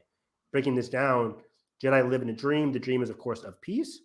He then says a dream that everybody shares, that sharing of peace, of unity, of justice, security. You all knew.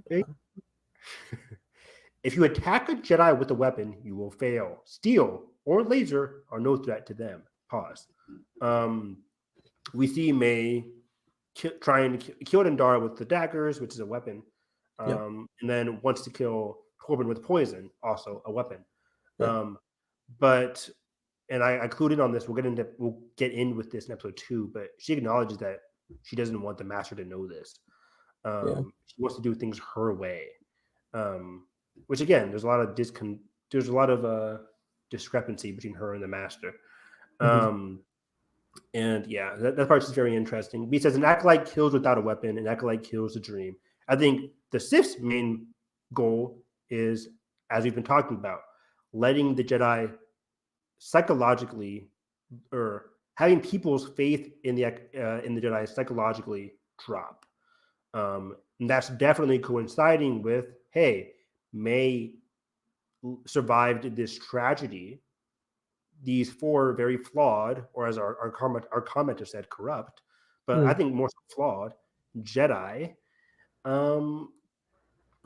embark on, once that gets revealed, once that gets broken down, that little small thing can envelop into a big flaw for the Jedi at large. Once that gets unveiled, once the 4 Jedi die, possibly, like the Jedi are really gonna have to grapple with their own failures, and that's part of the Acolyte, May in this case, killing the dream.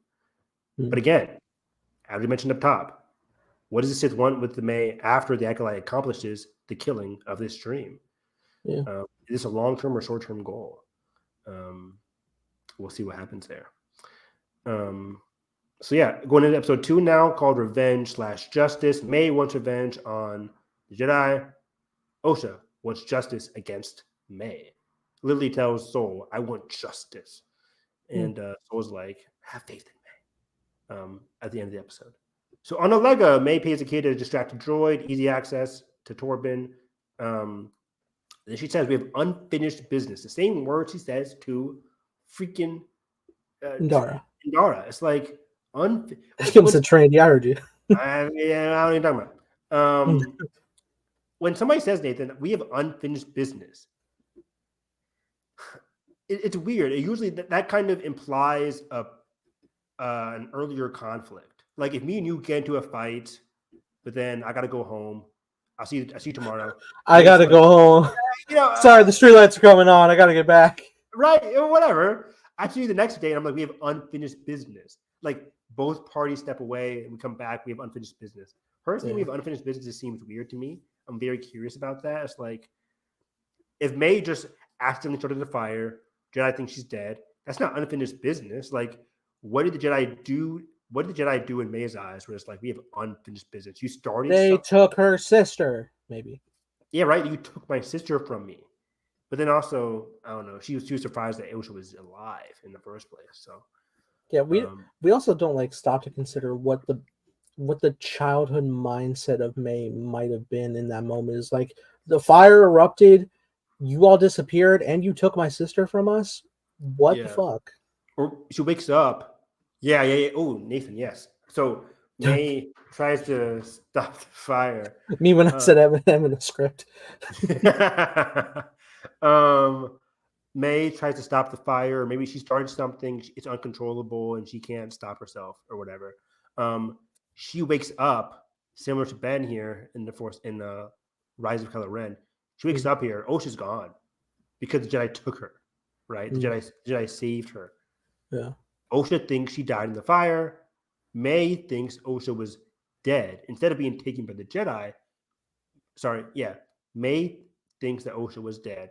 Osha was in fact saved by the Jedi. But May wakes up like, what the hell happened? My sister, did I kill my own sister, or did my sister just die in this fire? Are we the baddies? Are we the baddies? And now that I'm thinking more about it, if May did start the fire, and if she thought Osha died in said fire, I feel like May would have more guilt towards herself than the actual Jedi. But it says because she's not angry at herself, maybe she didn't start the fire. Or obviously she didn't start the fire, I think. Osha teams think so, but it's definitely It would be interesting if she did start the fire, but then maybe this Sith character has like supplanted these ideas. They're like, no, it couldn't have been you. You were doing the right thing. You were off doing chores or something. And then suddenly this spark grew and it was them. I don't know. Something like that. Either the mother was involved or the Sith was involved. What if May's eyes go black? Going back to one of my earlier lines in the when Osha's looking at the fire, she says, let's see here. Trying to find it. Yeah, she says, May, what are you doing? I won't leave you, Mama. Like, when Osha says, May, what are you doing? What if May in the flashback's eyes turn black? She starts the fire as she's being black slash mind controlled. And then she comes to realize, she wakes up from, just like May did, or Osha did. It's like she wakes up, fire, death, destruction. Osha's gone. It's like, wait, I didn't start the fire. What happened here? It's like, because she wasn't aware of what she was doing. Meanwhile, Osha, who saw it, might not be able to see that Osha or that May has black eyes, that she's not truly herself at this point. Yeah, it's nighttime. Fire. What? Yeah, it'll be nighttime. Yeah, but it is. I think it is nighttime because we see, even in the trailer, we see them like running. It is, fire. yeah. So it's like Osha doesn't get a clear look. She can tell that it's May, but May does not. May is not in full control of herself at the time. And starts unbeknownst to herself. Man, it's just we're gonna get to some very emotional May and Osha stuff in the flashback, and I cannot wait to see what happens. But moving forward again, Osha goes to talk and confront Torben. We have unfinished business. Attacks him. Attack me with all your strength. That part is again. It's a very interesting character point for May here. Attack me with all your strength. Why? You would lose, right? As Jedi Master. But then May is also very confident in her own skills. True. But either way, she can't attack him. The Bear's Vow, whatever he took, there's a big force wall, which is interesting. We haven't seen this a lot in canon. It was mentioned a lot in Matthew Stover's. The person who wrote The Revenge of the Sith novelization, he brings up the concept of the force wall a lot. I talked about it back in my early days of doing Star Wars podcast with Stupendous Wave. In terms of lightsaber combat, all Jedi have force walls. How strong they are is, per Jedi. It depends. Yeah. But for example, when Count Dooku was fighting Obi-Wan, he's easily able to force choke Obi-Wan on Revenge of the Sith, throw him against the corner of the wall. In the novel, it says Count Dooku easily breaks through Obi-Wan's force wall, chokes him, slams him, but has a difficult time fighting Anakin. Of course, I'm paraphrasing there, but the concept of the force wall was brought up in that fight sequence. We have to weaken their force fields with hits. Basically, it's kind of like you play a video game like this dagger meter. That's what the like a Star Wars with the droidicas. You have to like hit that shield like 3 times. You have to do that super jump. Exactly. Yeah. By the way, they're doing a Lego Horizon game, which is very cool. Lego Horizon being like one of the big Sony franchises these days. Like Horizon Zero Dawn Horizon? Yeah, exactly. Oh, yeah. Wow. In Lego. So, in Lego, which is cool. Yeah. During the Summer Games Fest. Sounds big. Sounds what? Big? Yeah, like in scale. Yeah, it does. It looks pretty cool. I love the Horizon game, so I might get that. Where am I at here? May fails. She hides. She leaves. Osha wakes up, helps Jackie with the power couplings. They get along pretty well. I mentioned here in my notes that I'm very excited to see the future of Osha and Jackie's dynamic. Yeah. Osha and Jackie were kind of like not laughing, but just, slightly getting along for 10 seconds or so before Soul walks in. Jackie straightens up like, "Oh, I'm not talking to the criminal." Jedi besties, let's go. I think I didn't mention it, but like I think one of the bigger arcs for the show, if it has multiple seasons, I hope it will. I think it will. Loosen up. We're gonna see. Yeah, first of all, Jackie's gonna loosen up, and Yord probably, if they survive season 1. And I think we're gonna see Jedi Osha again. Yeah, I don't think she's gonna be without a lightsaber this whole season. Maybe by the end of this season, she gets her lightsaber back. Osha versus May, I'm telling you. That'd be fun, but I don't know if that's gonna happen. But you said it here first, Nathan. So if it happens, I'll give you $10. How much trial footage we really got? The first 3 episodes? Yeah. How many episodes are there? 8. Yes. So it ends July 17th, I think. He's almost a quarter of the way there. I think I bookmarked it. In terms of when the show ends. You tell me the Acolyte's going to be over before our commentaries are done. I didn't bookmark it, damn it. Anyways, yeah, it is because we're taking forever.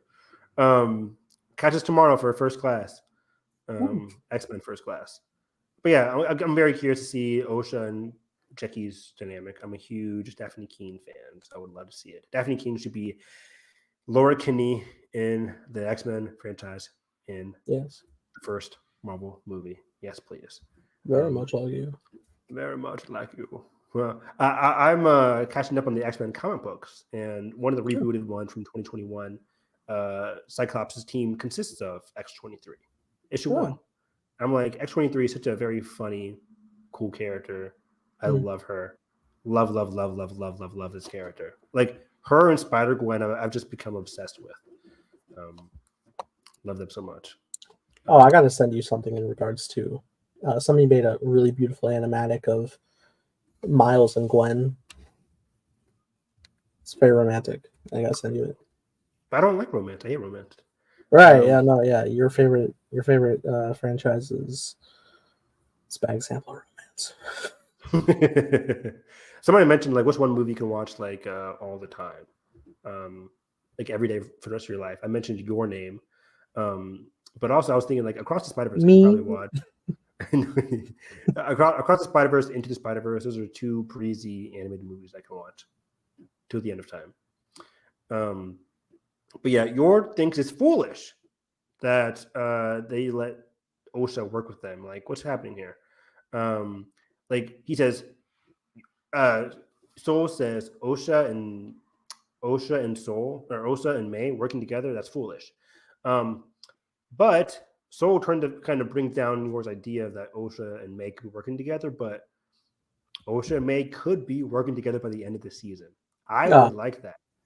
That'd be cool. If May doesn't die by the end of the season, I hope not, but if she doesn't die, we could see Osha and May working together. Osha could be going towards the dark side. I don't think so, but I'm gonna need there to stop being tragedy in Star Wars. Goddamn it! I know, right? But there's gonna be death. There's gonna be death. Not with our crew. Not like this. I think our crew is like Osha, Jackie, Yord. That'd be a fun trio if we're playing by 3s. Somebody has to go. I think it's a trio. You think they kill off May just so they have to stop the double up VFX. 100%. 100%. No. But even without practicality, yeah, I think, yeah, if this was an animation show, I am not considering May to be killed off at all. But because it's live action, I think there's only so much you can play with the twin concept for multiple seasons. You think our Sith gets away? No, he's dead. Oh yeah, okay. So my theory is this guy, because I think even Leslie said, like, I have multiple seasons in mind, but there's not going to be a cliffhanger. There's no cliffhanger or there may be a cliffhanger, but there's going to be an emotional resolution to the story at the end. It's a murder mystery. Season 1 is going to be resolved. Season 1 Knives Out. Season 2 Glass Onion. Exactly. Wake Up Dead Man. Season 3. There you go. I think the Sith character will die in the end of the season. So we'll see. But I think enter Plagueis. Enter the new Sith in season 2, and that's when May could also continue to be a factor. May can go on to work with the new Sith, or her and Chimere. We'll get into it this episode. We're an hour and 40 minutes in, haven't even discussed Manny Jacinto's Chimere character.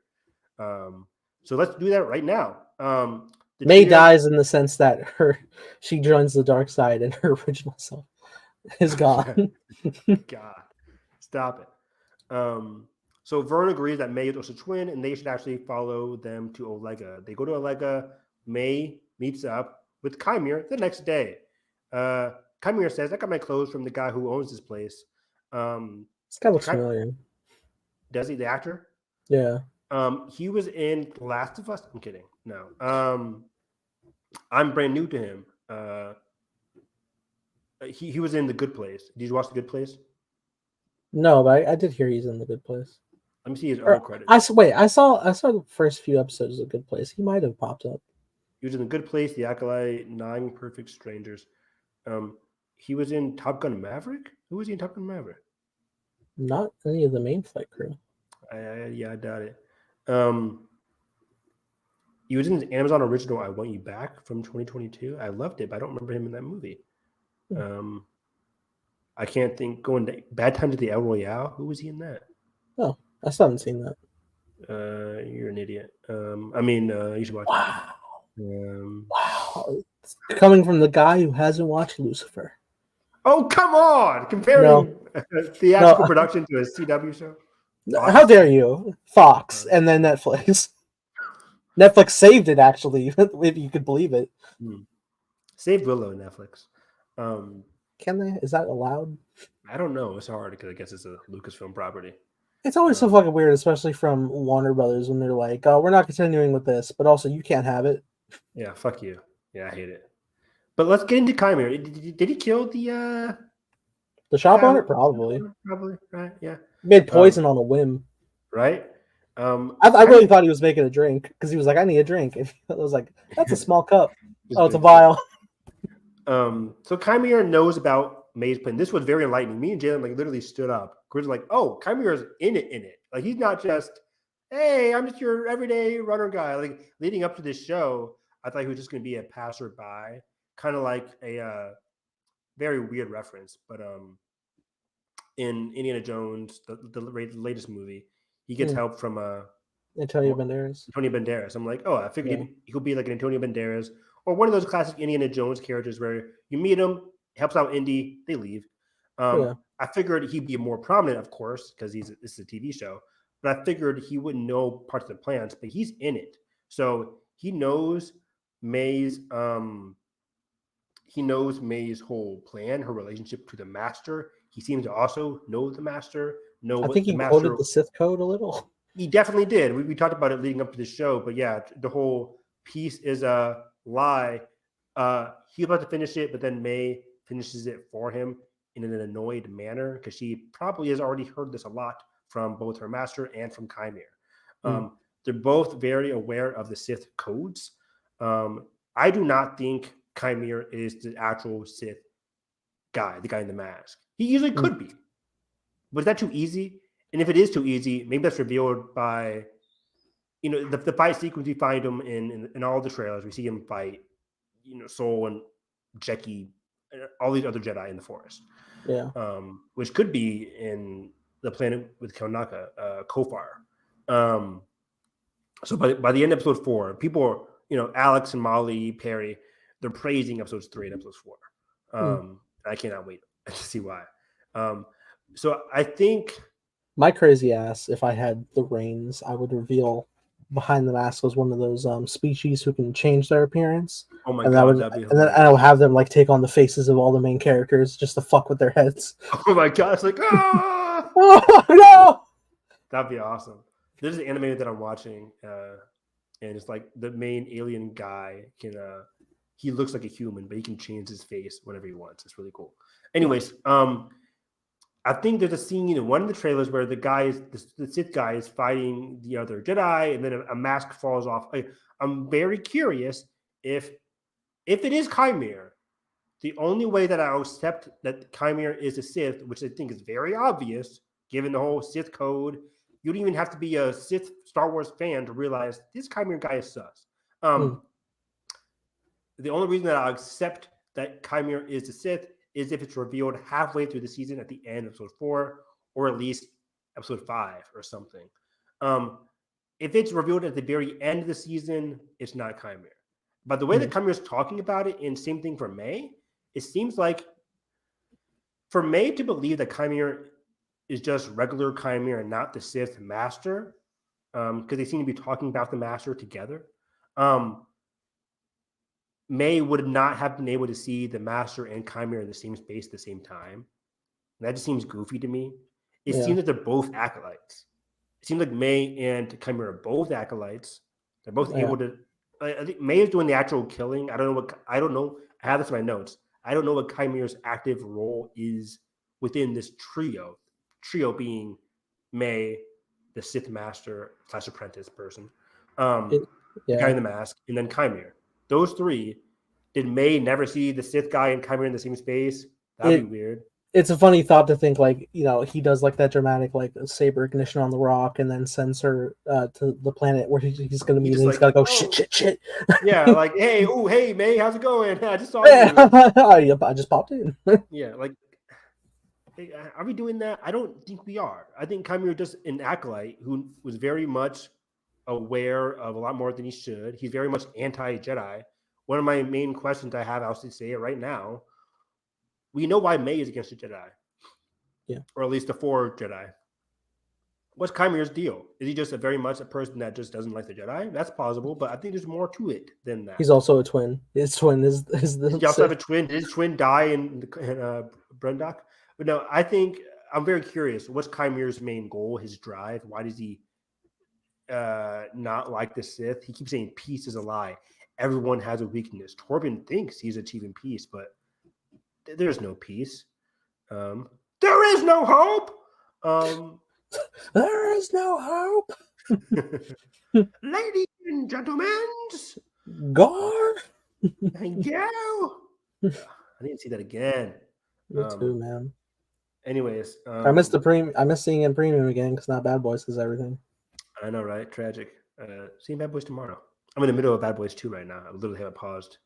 Bad Boys 2 is 2.5 hours. 2.5 hours in the early 2000s. I'm pissed. I'm watching, trying to catch up on everything, and I'm like, maybe if I watch it, I have like 30 minutes now. I'll watch it later tonight, and then I'll watch Bad Boys 3. I did not clock that. Like, it was like maybe like the 5th time I watched the new Bad Boys movies trailer. They had the scene of like seeing was it Reggie? Yes. On the couch, and I was like, "That's the dude from The Door, from that fucking scene." The Door. When they're like, he's like, "I'm here to take your daughter out," and they're fucking. Yeah. Because I was shown that like forever ago. I need to rewatch these. But I was like, Reggie's in the new trailer. Yeah, he's like, what was it? He's like, he's in the military, so he was like, "You eat all my snacks? No, you need to get a job. I'm a U.S. Marine, sir. Then you need to deploy." That's Reggie. Oh. Yeah, I was like, oh shit. That's funny. I literally just watched that scene. That was like 5 minutes ago, or before we started the podcast. 2 hours ago. Is he in the third one? I don't know. I don't think so. I have to rewatch the third one because I really liked it, but it's been 4 years. So yeah, May doesn't want her master knowing that she's using poison, which is very interesting. Yeah, okay. May doesn't want her master knowing that she's using poison. Chimera says, like, don't worry, I won't tell him. Which again, it's like they're talking about him. It'll feel very goofy if Chimera is the actual master. I mean, it wouldn't. Chimera could just be easily lying to her. But again, like Nathan just said, I'm running from planet to planet just to trick May. Like, what's the point here? To There's test a lot her? of gas doing this. Yeah, it's a lot of gas, a lot of mileage. But again, it could easily be Chimera. That's the easy guess. So I'm just thinking outside the box here. I'm thinking it's going to be somebody else. Oh my god! What the hell? What? Oh, there was a bug just shot to my table. I was like, what did we just catch on camera? Oh, it literally just plopped. I just killed it. It was like a small net. Huh. Anyways, I'm back. I'm okay, guys. There's no rats in my ceilings. Remember that one time, like the lightning struck my, or there was like an electrical circuit issue. Yeah, didn't a tree fall right next to your car? My brother's car, yeah, outside. Mm. That was crazy scary too. I heard like I thought the earth was cracking and The hell opened. I thought Luther was probably not, but no. Yeah, that was scary. Anyways, Osha tells Soul that May is likely the one to kill Andara. Says even though we saw her, ... And she says we saw her ... So Osha and Soul both saw something, and they both believed May to be dead. Which again, using the burning fire excuse, she is in a place that burns down. They assume she dies because it's impossible that she lived. That excuse, but somehow May did survive, or somebody saved May. Anyways, Soul wanted to save them both, he says, but couldn't. Osha doesn't blame him. Again, I'm very curious, like between like him making that choice, are we going to see him have to make that choice between like who to save, like what's going on here? I'm very curious to see how that goes about. And he said he made peace with it. And Osha couldn't accept like what she's what's it called? Osha will wait notifications. Thank you. Osha couldn't accept what she's lost and didn't heed his warnings. And then that's when Soul says, or maybe I've just been a bad teacher. It's a very heartwarming scene between them, really reflecting on what happened. It's really the epitome of like Amandla and JJ, Lee Jung Jae, being just fantastic actors in the scene. Really like breaking down what happened between them. And, you know, I like Soul was saying, like, maybe I just wasn't a good teacher. You can tell he's been very burdened by losing Osha. Yeah. That was his whole like way of convincing him, the Jedi, to let him like do this investigation because it's my failure. I'm responsible. Exactly. He takes ownership for it. But again, he was able to move on while other people aren't in terms of Kelnaka and Torben. Why is that? So yeah. But then Osha, she couldn't accept what she's lost, she says. That's a very interesting line. Couldn't accept what she's lost. And then she admits that. I think it takes a lot of growth for the character to do that. And then she left the order. So very intriguing stuff here. Torben took the bearer's vow. May knows that his past still haunts him. Torben, they say when they get there and investigating, they said Torben's been in a trance for 10 years. Cut to May coming back with the poison. She says to Torben, confess your crimes to the Jedi Council or receive forgiveness you seek right here, right now, from me. This might have been one of my favorite moments in the entire first 2 episodes. This is an insane sequence. So, first of all, confess your crimes to Jedi Council. If he said yes, would she have still killed him? Like, that's kind of weird, right? I don't know. She's giving him this ultimatum, but I think she really does want him to die here. But he just takes the poison. He says, he wakes up, he says, I've been waiting for you, May. And that's very interesting. He says, forgive me.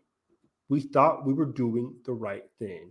At the same time, small May appears again before Osha, and Osha follows her to this location, sees his dead body. But anyways, before that, forgive me, we thought we were doing the right thing. What the heck is what did they think they were doing the right thing for?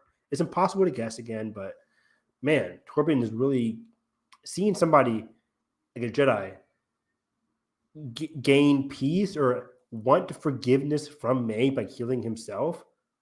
Wow. It was super astonishing and shocking. Can you see me? No, yes. Do you think maybe the Jedi could have been taken over by the witches, Taking over. Um, black-eyed in that moment, and done oh my something? God. Yes. Again, in the trailer, I didn't think about that, but yeah, in the trailer, we see Torben again go, his eyes go black. I can see it happening where, yeah, I can see it happening where Torben's eyes go black, or Torben and Kanaka's and everybody, and they lash out. Some kind of mind control, witchy bullshit. Like, yeah, it could be like a forgive me, but like a Superman Injustice situation where like he sees he sees one thing, like, oh shit, Doomsday's attacking Metropolis, and like, oh, I gotta take him down, but like it wasn't fighting Doomsday, it was Lois. Oh shit. What was Injustice like? Lois had a bomb inside of her, something like that. No, it was like it was something like along the lines like Superman saw Doomsday attacking, which could have had a bomb as well, but like it was actually Lois who was pregnant, and the Joker. Yeah, that's what makes Superman snap, and it was all orchestrated by Joker, which caused Clark to kill Joker in a cell in front of Batman. Yeah, like the whole. Yeah, and Yeah. and then we have 10 years of fucking misinterpretations. So yeah, it's a good point. Torben could think like we were trying to do the right thing, but they were not in control of who they truly were. Or again, it was just them being very flawed, and they tried to do something, and they ended up making it even worse. We'll have to wait and see for that. When they get there, Yord defends Osha, saying Osha didn't do that. I was following her. Doing the Yord's work. Doing what? The Yord's work. The Yord's work. May sniffs the bunta from Torben's, from the vial. Boy, if I had a nickel. Yeah. And then says, hey, this was from our home world. And then speaking of that, they're like, is there any apothecaries nearby? Cut to they're overlooking the apothecary. One of the Jedi say, yeah, that guy is not who we usually talk to at the apothecary. That's somebody else. Yord says, you know what, guys? Or Soul's like, so what should we do, guys? Looks over to Yord and Jackie.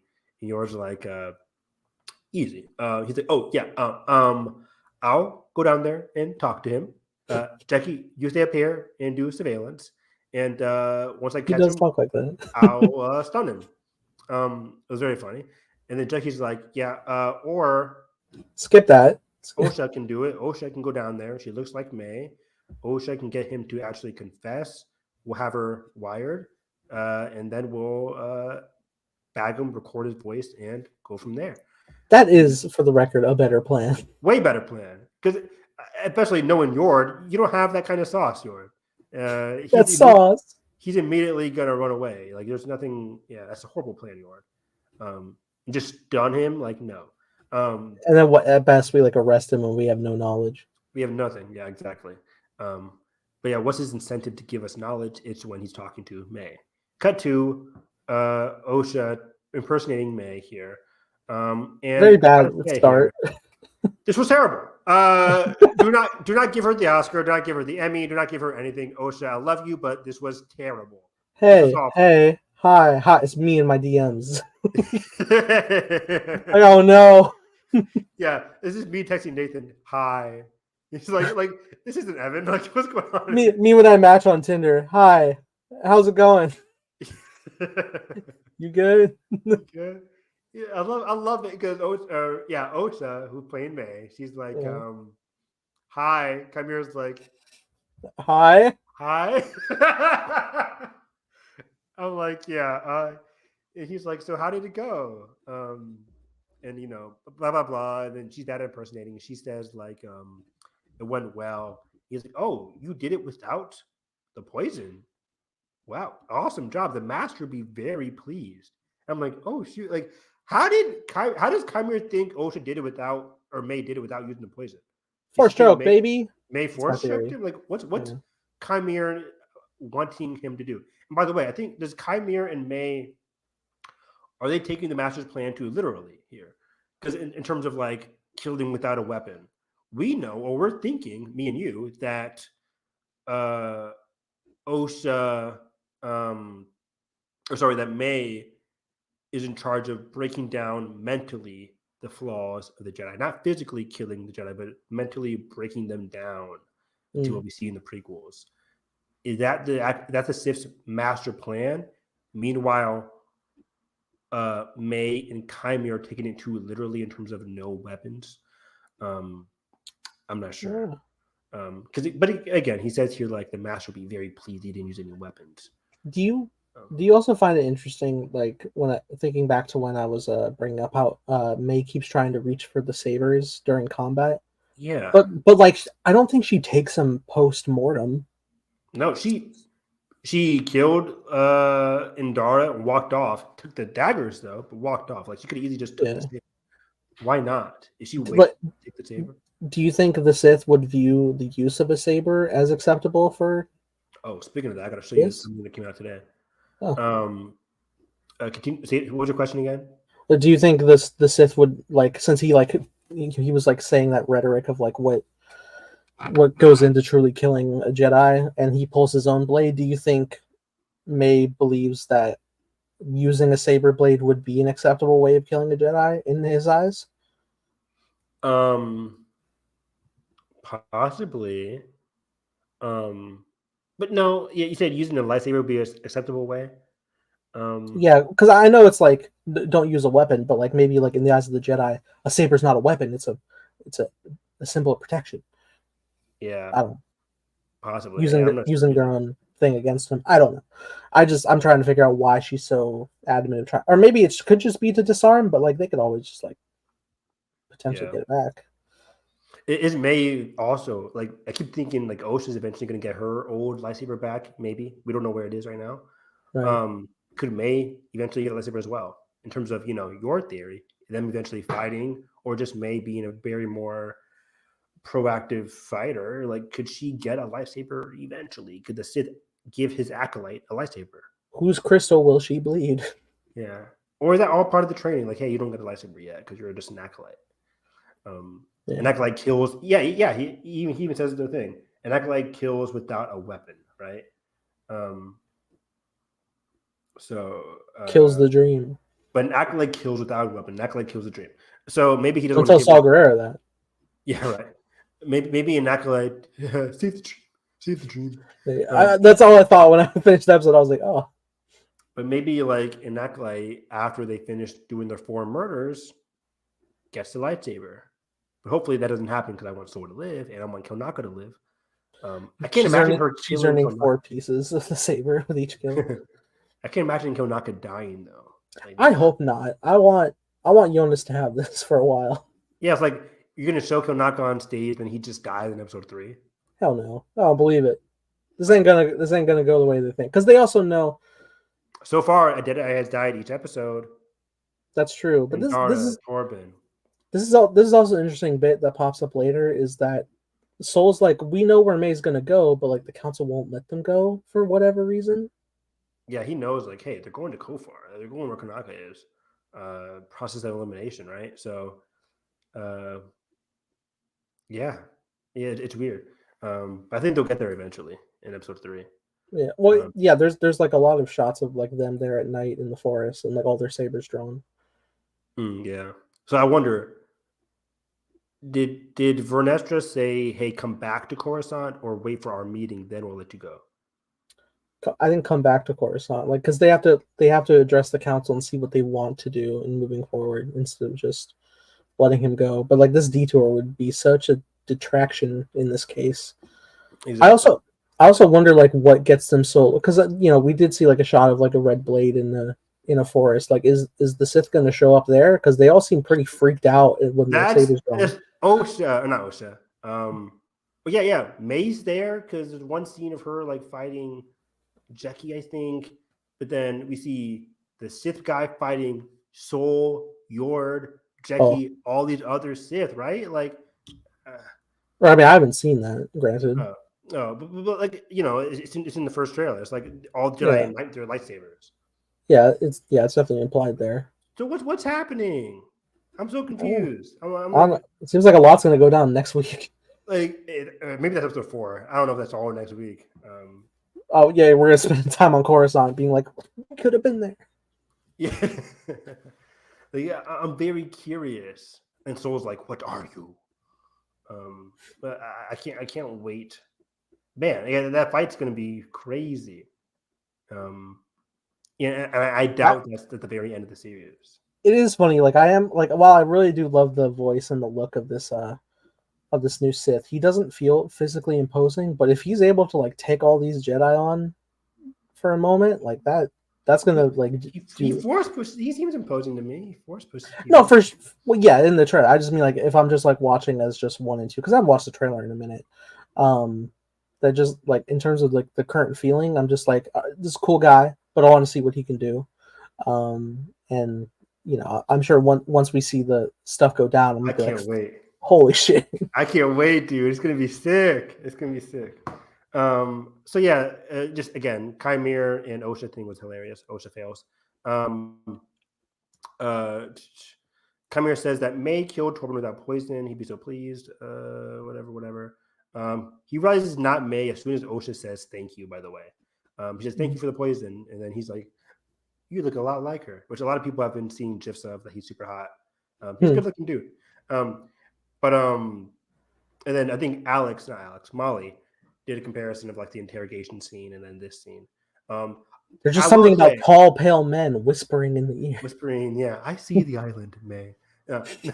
But I will have to say, seeing Chimere and May go off with each other at the very end of this episode, I love them. I'm very intrigued by their dynamic. We got our trio with Soul or with Jackie, Yord, and Osha, and then Soul's a little teacher. But I'm loving Chimere and May already, just from like that initial interaction. And Team Rocket. Team Rocket. Like what their interactions are going to be like together out on Kofar. Like, are they going to be scoping out Konaka? Like, hey, what are we going to do with Konaka? Like, what's his job outside of the apothecary? Like, I wonder what's his role here as the Acolyte. Like, is he just the inside guy? We'll have to wait and see. When he gets caught, he says, it's not me. I didn't do it. I didn't kill anybody. But he says, I started out gun running with the Hutts, which is very interesting. John Hobie at Resistance Broadcast mentioned how he says he was gun running with the Hutts. He did some trades with them. At the end of the episode on Kofar, the people who go up to Konaka are speaking Huttese. And it's very interesting that maybe he uses connections there to go locate Konaka. Granted, that doesn't have to mean he's a Sith. It just means that's his role. He has the connections that May does not have. So that might be his role, just a person with connections, and he can do a lot of the underbelly stuff that May is not familiar with. There's also a great joke where Soul's like, so who is he? And Chimere turned around. I thought he was with you. To yours. That's pretty good. That's really good. Really small, great comedy. Reveals that May wants revenge on 4 Jedi. Osha wants to confront May, but Soul says, I'll do it alone. He says May destroyed her life. Or Osha claims May destroyed her life. Says she doesn't need permission. I want justice. This is when she's arguing with Soul before Soul goes to confront May. People are like, well, maybe Soul doesn't want May to confront Osha because like he knows what happened in the past, and he doesn't want Osha confronting May about any of that kind of stuff, revealing his insecurities. Or it could just be protecting May or protecting Osha here, in terms of like let me bear the burden kind of thing. Well, I mean, he calls her out like you're just looking for revenge.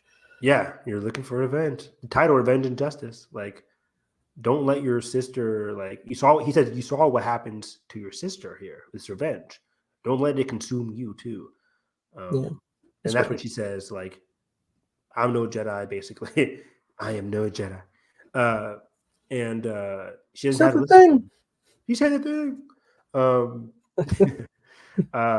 then again, I like this line: "Have faith in May, then have faith in me." And this is great. And we already talked about it, but like by letting her go, does Osha have faith in May, or did she let her go on purpose? I have this in my notes, We talked about that already. I think at the end of the fight, Osha purposely lets her go. But yeah, it is definitely ambiguous what happens here. And then we get May versus Soul. And unlike Indara, unlike Torben, May immediately goes on the offensive. Throws a dagger on the ground, and immediately goes to fight Soul. Again, looking for his saber, but Soul was too good with it. He's too smooth with it. Smooth. But I like seeing both Soul and Indara, like when they're doing the combat, like they don't automatically pull out their saber. It's very right? last It's just resort. like boom, boom, boom, boom. Like who trained you? Like you're good, but like what's going on here? I just see something. I'm just like, I love the Jedi. I love the Jedi. I love this Force Kung Fu. It's brilliant. It's creative as hell. It's awesome. I was so in love with this. And then when he takes the daggers and just drops them, and May's like, "What?" It's great. I would have like put those into the wall or something. Like, don't let her get them. Yeah, I was like, let's do this. But then, of course, he had one sneaking right there. Tries to attack Soul. Yord yanks it. Yords it. Yords it. We're gonna have too much fun with that name. That name is ridiculous in the best way possible.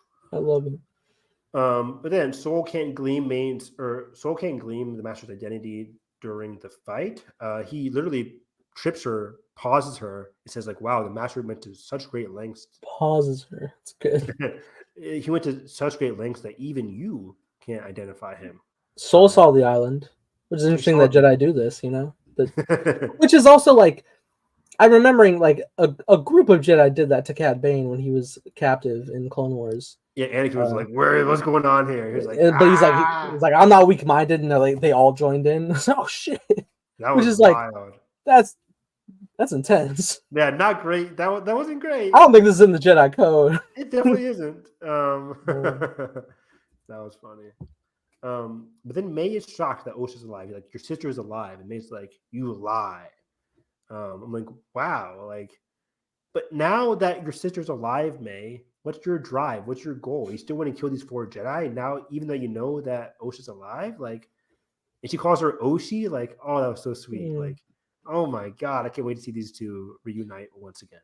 I can definitely see a conversation between them going where like May's whole argument on her side is that like, these people kidnapped you, they took you, like, they brainwashed you in their ways, like, and they left me to yeah. I'm trying to save what they took from us.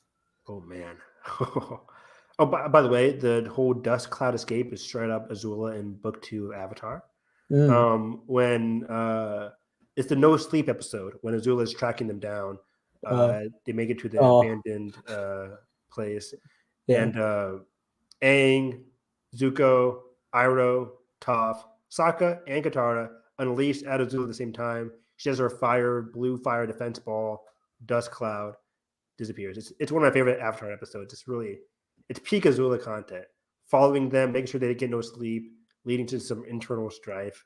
It's great. If that episode isn't in the live action one, I'm gonna be pissed. It's a very fun, great episode. Is that the same one where they end up in that town where Iroh gets hurt? Yeah. That's when leave. Azula leave. Great delivery. I was watching like a funny Zuko compilation, and that clip where like Azula, like they run into like that empty deconstructed building, and like Azula like catches herself in school, and Zuko just fucking falls. Yeah, just Aang does the whole airball. Yeah, it's so fun. He's like, whoa, like idiot. Zuko's gone through so much shit, dude. Oh, that episode is so much fun. Because you see Zuko working with Aang for a little bit there, which is funny. Common enemy and all that kind of stuff. Yeah. But then May the next day like tries to attack Chimera, like, you sold me out, motherfucker. And Chimera's like, I had to. And by the way, the Jedi are here and no way out. We're going to Kofar, baby. She's like, what the fuck's in Kofar? It's like the Wookiee Jedi. Cut to and he says he knows the way out. They leave. And then we cut to Kionaka scaring off the Huttese scavengers. Then good grief, he's naked. Good God. No, yeah. A naked Wookiee. And then episode ends. Will Kionaka die next week? What do you think, Nathan? Is he dead? No. Is he? No. Not this. No. No! Ah! I will cry at it.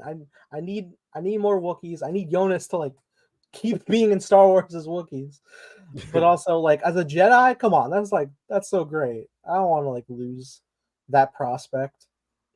Me neither. I think it's great, but if he fails, it's gonna be the first time. This is gonna be May's first time failing. How is she gonna take that? And that's good character moment. It is a good character moment. I'm excited to see more. Just again, this is the excited for next week's segment, but I'm excited to see more Chimere and May. Their dynamic outside of outside of the episode 2 city that they were in. Like, what's Chimere on the field like? What's he gonna be like on the field out in the open, not in an apothecary? Like, what's his advantages, disadvantages? What's his dynamic with May gonna be like? Love these two already. We saw in the trailers again that Jackie so on that eventually get to that planet, but like, how do they stop them? Do they stop them from killing Kilnaka? And more flashbacks. Each episode have gotten bits. Episode 1 we got a flashback. Did we get one in episode 2? I don't know. But I think we're in for more flashbacks. Again, we saw like the 4 of these people, Indara, Kilnaka, Torben Soul, on what seems to be Brendock. So what happened on that planet? Are we going to get more flashbacks next week, or is that episode 4 stuff? What planet do they fight the Sith on? Is it on Kofar? Is it on Brendock? We'll have to wait and see. I'm excited to see more from everybody. I love the show. Again, the character dynamics really interest me. The big thing for me was like, wow, May did not know that Osha was alive. Then what was that whole dream about? And then, of course, I already talked about that.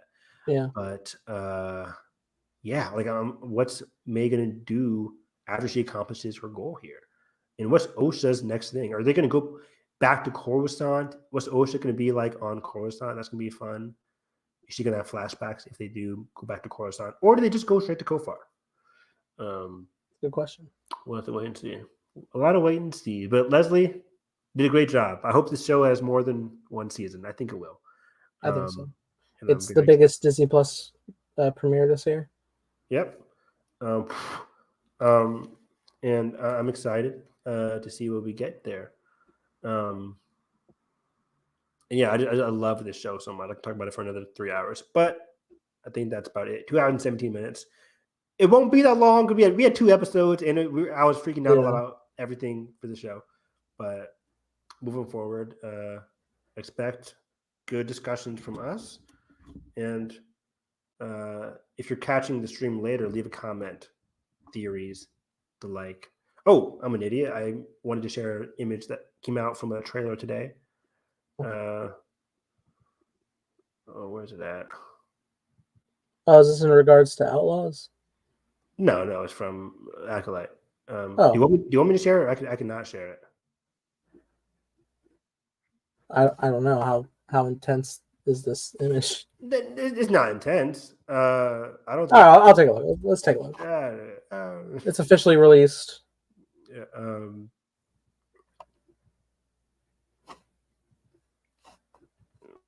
boom. There we go. Do you see it? Yeah. It's. I think this is May. Yeah. No, I think this is Osha. I think it's Osha. May or Osha picking up a lightsaber, and I'm like, is this from? Is this the same place as where she met him in the or?